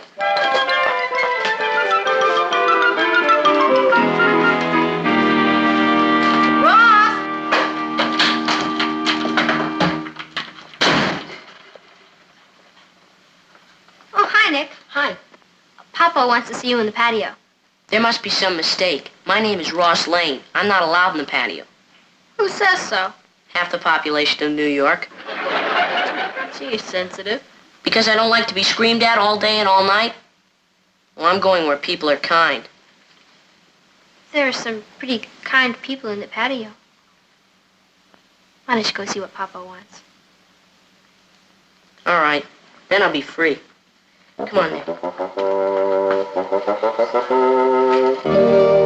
Here he comes. Is it all right for me to come into the patio? It certainly is. It's your patio, too, you know. Not anymore. I'm running away from home. I'll drop you a line as soon as I've saved enough money to buy a stamp. Before you go, there's something we'd like to show you. It's a car. Boy, a midget racer. And look at the name on it, Ross. Lightning. Yeah, that's a nice name for a car. I'll say. Ross, this is going to win the Derby on Saturday. Yeah? Who's going to be driving it? You are. What for? What for? It's your dream. Hey, Ross, guess what? I found my notebook. I've been looking all over for it. Nick, did you say your notebook? Yeah. And do you want to hear something incredible? I wrote about that racer.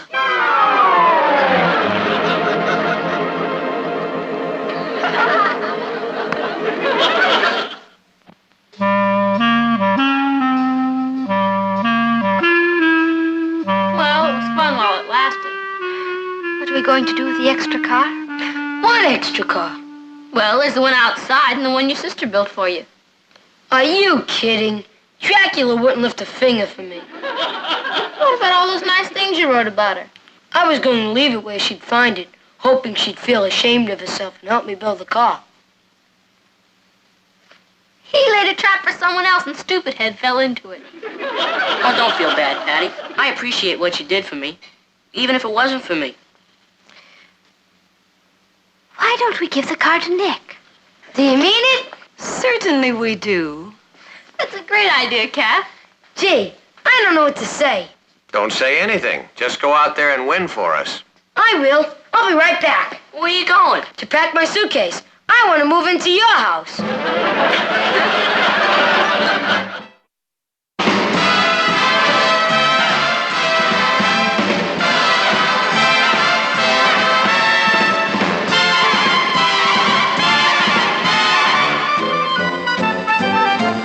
Here's Kathy, who's lived most everywhere, from Zanzibar to Berkeley Square. But Patty's only seen the sights a girl can see from Brooklyn Heights. What a crazy pair. But they're cousins, identical cousins, and you'll find they laugh alike, They walk alike, at times they even talk alike. You can lose your mind.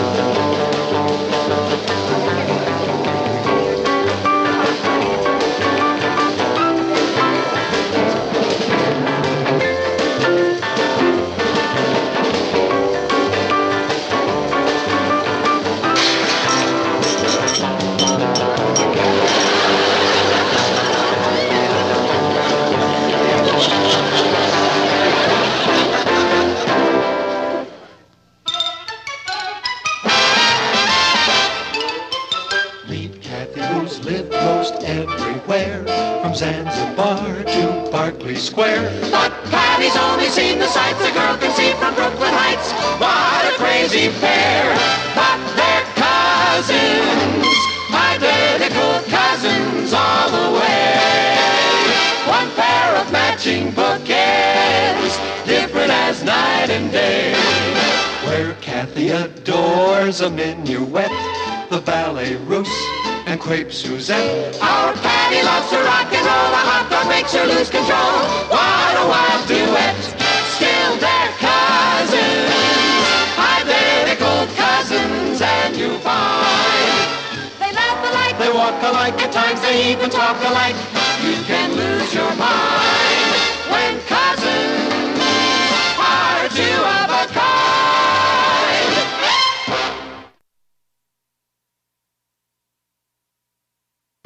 And furthermore, Patty Lane, your conduct and behavior last night was rude, thoughtless, inconsiderate, and crummy.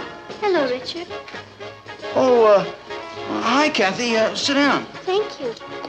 Who were you talking to? I was just rehearsing what I'm going to say to a certain fickle cousin of yours, if she ever shows up. She's already 40 minutes late. Oh, dear. Did you see the way she carried on with that gigolo? It didn't mean anything, Richard. Richard, don't be angry at Patty. You know how much she loves to dance, and that boy was such a good dancer. Somebody should answer that. Excuse me. Hello, Shake Shop. Oh, hello, Shake Shop. Do you happen to know of a boy named Richard Harrison? Yes, I do, Patty Lane, and he's here waiting for you. Oh, hi, Kat. Where are you? At the Carlos Palomar Dance Studio. At the what? It's a place where they teach ballroom dancing. Rudy's father owns it. Who is Rudy? That groovy boy at the Shake Shop last night. Kathy, he's teaching me the Oopa Doopa. Oopa Doopa? What is that? What's the ultimate? Rudy says it's sweeping the jet set. And what about Richard? Well, that's why I called, to tell him I can't meet him. Patty, you can't do that. I know it's awful, Kathy, but how can I pass up this chance to learn the Oopa Doopa? Is that what you want me to tell Richard? No. No, tell him I came down with a bug or something. Patty. Thanks a million, Kat. Bye. Patty, don't...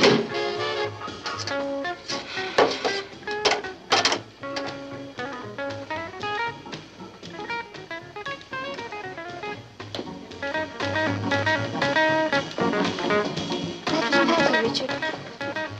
She isn't feeling well. Well, what's the matter with her? She's come down with a bug. Gosh. I better get over there and keep her company. No. She was, just about to go to bed. Poor kid. I thought she was throwing me a twist. I'm sorry your evening is ruined. I was going to take her to see the Charlie Chaplin revival. After she apologized. All the time, the poor kid was sick. Very. Do you like Chaplin? Oh, yes, very much. Oh, why don't I take you? Me? Well, it's better than nobody. I mean, I'd like you to come. I'd love to see it, Richard. All right. But we'll go Dutch. Dutch? I mean, it's like we didn't have a date. Exactly. Good. You pay your check and let's get out of here.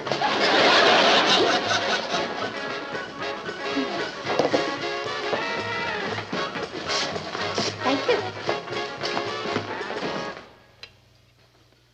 Thank you, Richard. I had a lovely evening. Oh, I had a great time. You know something, Kat? You're fun. Thank you, Richard. Somebody just came in. It's probably Uncle Martin. Richard, you can go out the back door if you like. Hi! Who's in the kitchen? It's Patty. Boy, I'm stuck. Hi, Rich. Patty, why aren't you in bed? Bed? What for? Oh, getting over that bug. Oh, yeah, the bug. The bug. I was in bed, but I couldn't sleep, and so I thought I'd get some fresh air. It's awful hot in here. That depends upon where you're standing. Carlos Palomar Dance Studios. Oh, where'd you get that? The man was handing him out on the corner. I didn't see any man. Patty, where were you? I was in bed, and then I got this emergency call from the USO. USO? Yeah. See, they said they needed some girls to go down and learn the latest dance steps so that they could teach them to the soldiers before they send them overseas. I don't believe it either. I want the truth, Patty. Did that snaky cat you were dancing with last night take you to this dance studio? Yeah. His father owns it. Patty, you lied to me. Yeah. I guess you could call it that. Pretending to be sick? Getting me all upset? So upset you went to see Charlie Chaplin. I knew you wouldn't want me home worrying. No, of course not. I'm glad you had such a delightful evening. Patty, it wasn't Richard's fault that you broke the date. I'll say the least you can do is apologize for what you did. Oh, sure, I'm sorry. You're not. Yes, I am. You don't sound sorry. Okay, then I'm not sorry. Patty, Richard, stop this, please. No, Kath, it's too late. I get the whole picture. As far as Patty's concerned, I'm just a doormat, a football to be kicked around. Well, I've had it. I am through. All I have to say to you is one word. Goodbye. Goodbye, Richard. I only wish I'd given you my fraternity pin so I could tell you to give it back.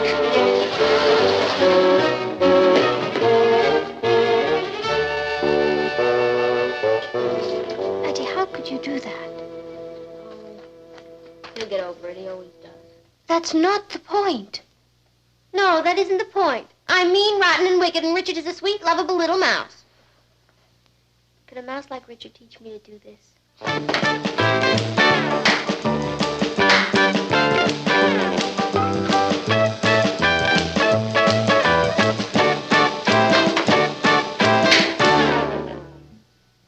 Girls, would you mind doing the dishes and tidying them up? I'm late for the hairdresser. Can do. Bye, Mom. Thanks. See you at dinner. Goodbye, Aunt Natalie. Bye, Mom.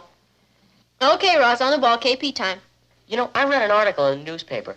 It said that when a man does women's work, subconsciously she resents it. Well, maybe we do, subconsciously.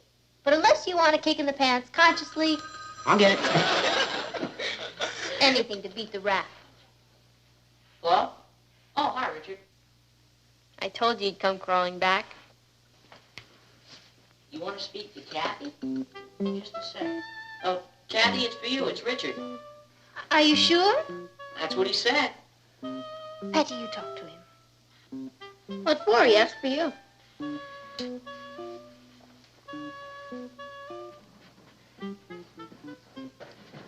What's with you and Richard? I broke a date with him, so he walked out on me.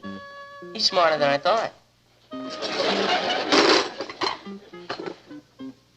Well, that's very sweet of you, Richard, but I'm afraid I can't. No, not tomorrow night, or any other night. Richard, why don't you come by tonight and have a talk with Patty? All right, if that's the way you feel about it. But no, thank you. Goodbye, Richard.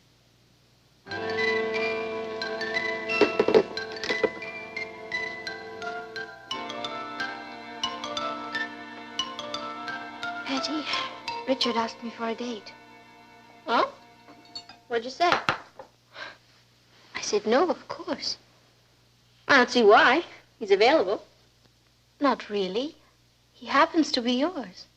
Not after last night, so why not date him? You want me to go out with Richard? Why should I mind? I expect to be seeing a lot of Rudy. Well, what if Richard became interested in me? That's not very likely. Oh, it isn't. Look, Kat, you said it yourself. Richard belongs to me whenever I decide I want him back. And meanwhile, poor Kathy should live it up while she can. Well, it's not as if you had scads of boys after you. Excuse me, I have a telephone call to make.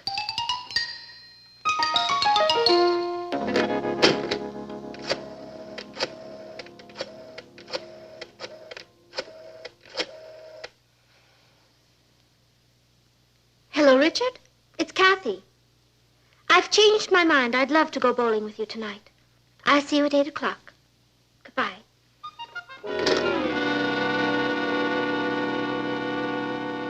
Atta girl, Kathy, you sure?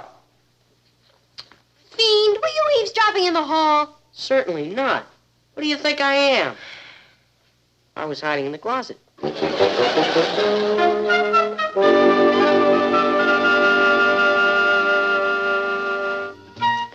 see, it's all in the wrist and keeping your eye on the pins.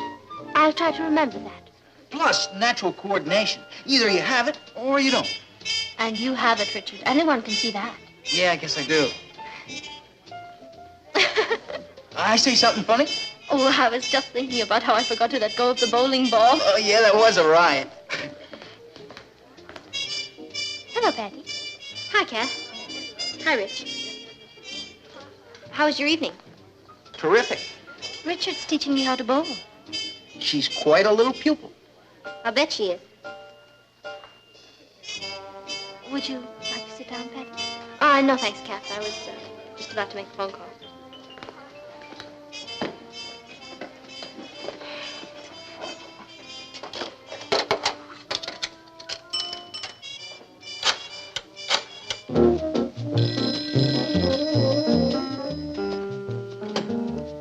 Carlos Palomar Dance Studio. Good evening.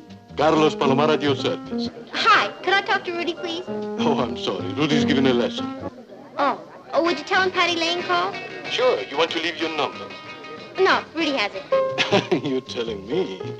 My boy Rudy's got more girls' numbers. Oh, really? You're that cute blonde he's been dating, no? No, I'm not. And never mind the message, okay? Okay. Goodbye.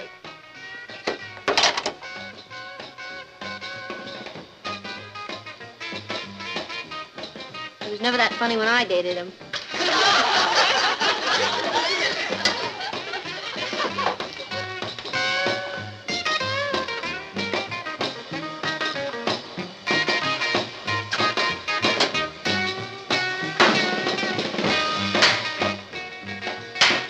Hey, where'd you dig that? Oh, boy taught it to me. Would you like to learn how it goes? Some other time, Patty. I'm with Edna. Oh, hi. Don't they make a lovely couple? Charming. Oh, I'm sure you don't mind. It's all in the family. Exactly. Oh, and anytime you want Richard back, all you have to do is lift a finger. That one. Yes. Oh, Richard's yours. Anybody can tell just by looking at him.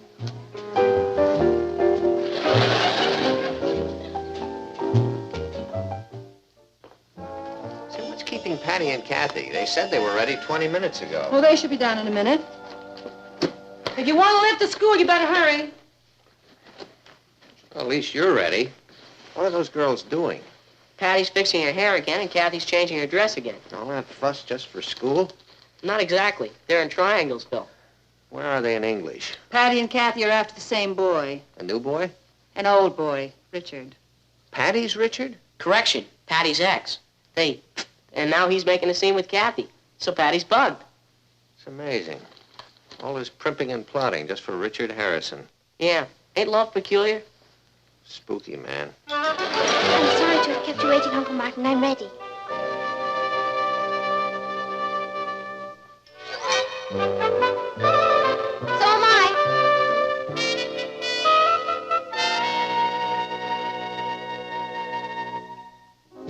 Hey, that's a cuckoo sweater. Kathy knitted it for me. I like the tie, too. Gift from Patty. Boy, what a setup. They're both like your slave. Personal magnetism. Either you've got it or you don't. Say, did you see what ankled in? Lola, she's the greatest. Maybe I'll give her a whirl. Relax, Richard. You got a girl. 2 of them. Right, but why not try for 3? Lola, Richard, Lola's out of your league. She dates college men. Shall we say she used to?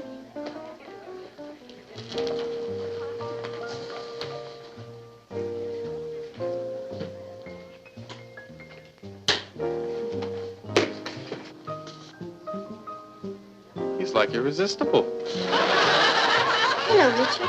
Oh, hi, Kathy. I see you're wearing my sweater. Yes, it sure is warm. See you around, Ken.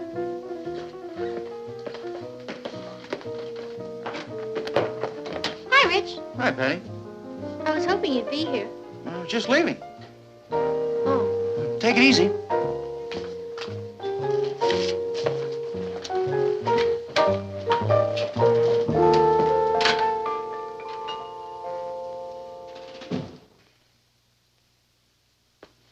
He hasn't even talked to me in a week. Me either. Did you see them in the lunchroom today? No. He was waiting on her hand and foot. In your tie and my sweater. I don't get it. How did that mouse find enough nerve to date a campus queen like Lola? It was our fault, Patty. Our fault? We built him up too much. We created a romantic image and he believed it. Yeah. We made him feel secure. That's fatal in a man. I'm sorry I tried to take him away from you, Patty. Wasn't your fault, Kathy. Practically threw him at you. And look where he landed. Right in Lola's lap. Do you mind very much losing Richard? Mm-hmm. Now that he's a snake, he's kind of irresistible. I know what you mean. Don't worry, Kathy. You'll get over him. Oh, I suppose so. In time. You know what the psychologists say? If you want to get something out of your system, you should express yourself. What do you mean? The quickest way for you to get over Richard is to tell him what an absolute heel you think he is and that you never want to see him again. Oh, I couldn't do that. You've got to, Kath. It's the only way. Blast his ears off. I just couldn't do it, Patty. But why don't you? I'd love to. But I'm afraid that deep inside I've still got it for him. Well, I guess I'll wash my hair and call it a night. Me too. But you go first. Thanks, Kath.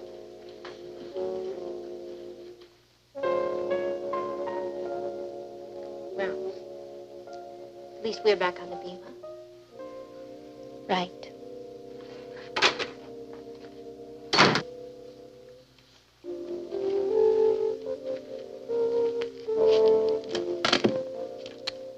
Shame on you, you cut-rate Casanova. If Patty had any sense at all, she'd take her own advice and tell you off.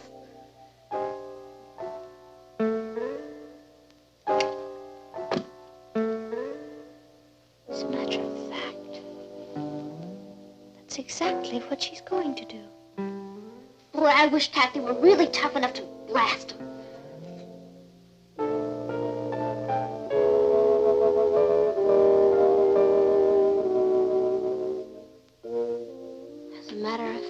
Exactly what she's going to do. Oh, dear. You listen to me, Richard.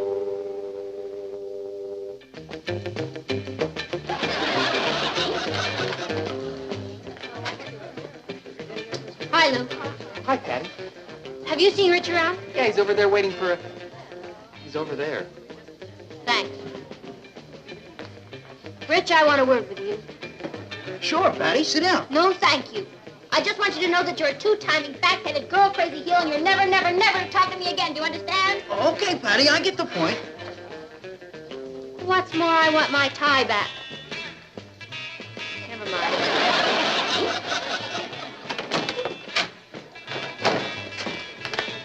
Wow, she was like a hurricane.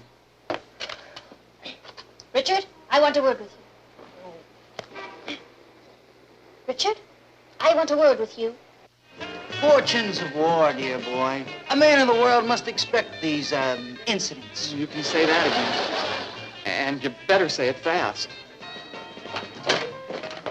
Excuse me. Richard, I want a word with you. Sure, Kathy. You've behaved abominably, and I'm sorry I ever set eyes on you, and I never want to see you again. Do you hear? Okay, you're getting through. And what's more, give back that sweater.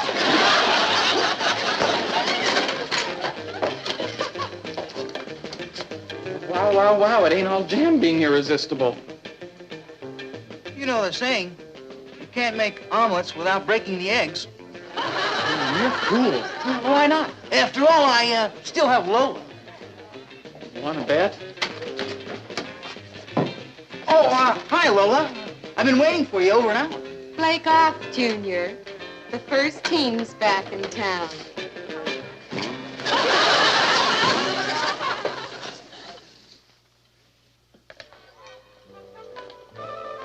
Last chance, girls. Do you want to come to the movies with us? Can't, Mom. Kathy's clobbering me. Have fun. Thank you. I'll tell you who did it. Good night. Well, hello, Richard. Hi, Mr. Lane. Are the girls home? They're in the living room. See you later, Richard. I doubt it.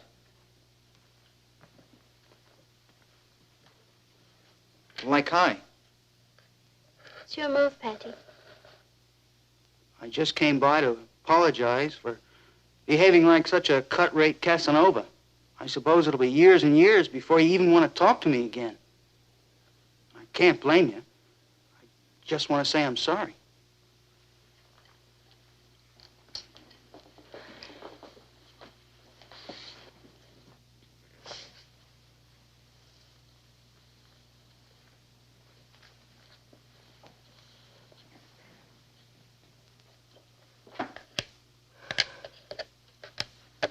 Your move, Cat. No, Patty. It's your move. Good night, Richard. Good night, Kathy. Well, what happens now?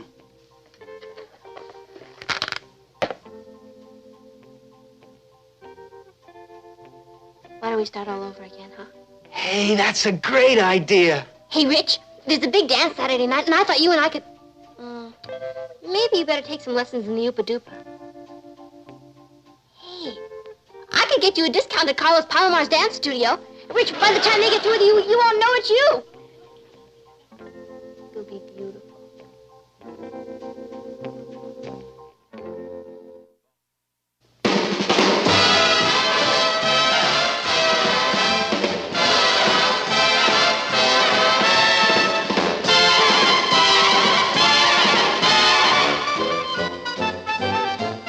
Here's Kathy, who's lived most everywhere, from Zanzibar to Berkeley Square. But Patty's only seen the sights a girl can see from Brooklyn Heights. What a crazy pair.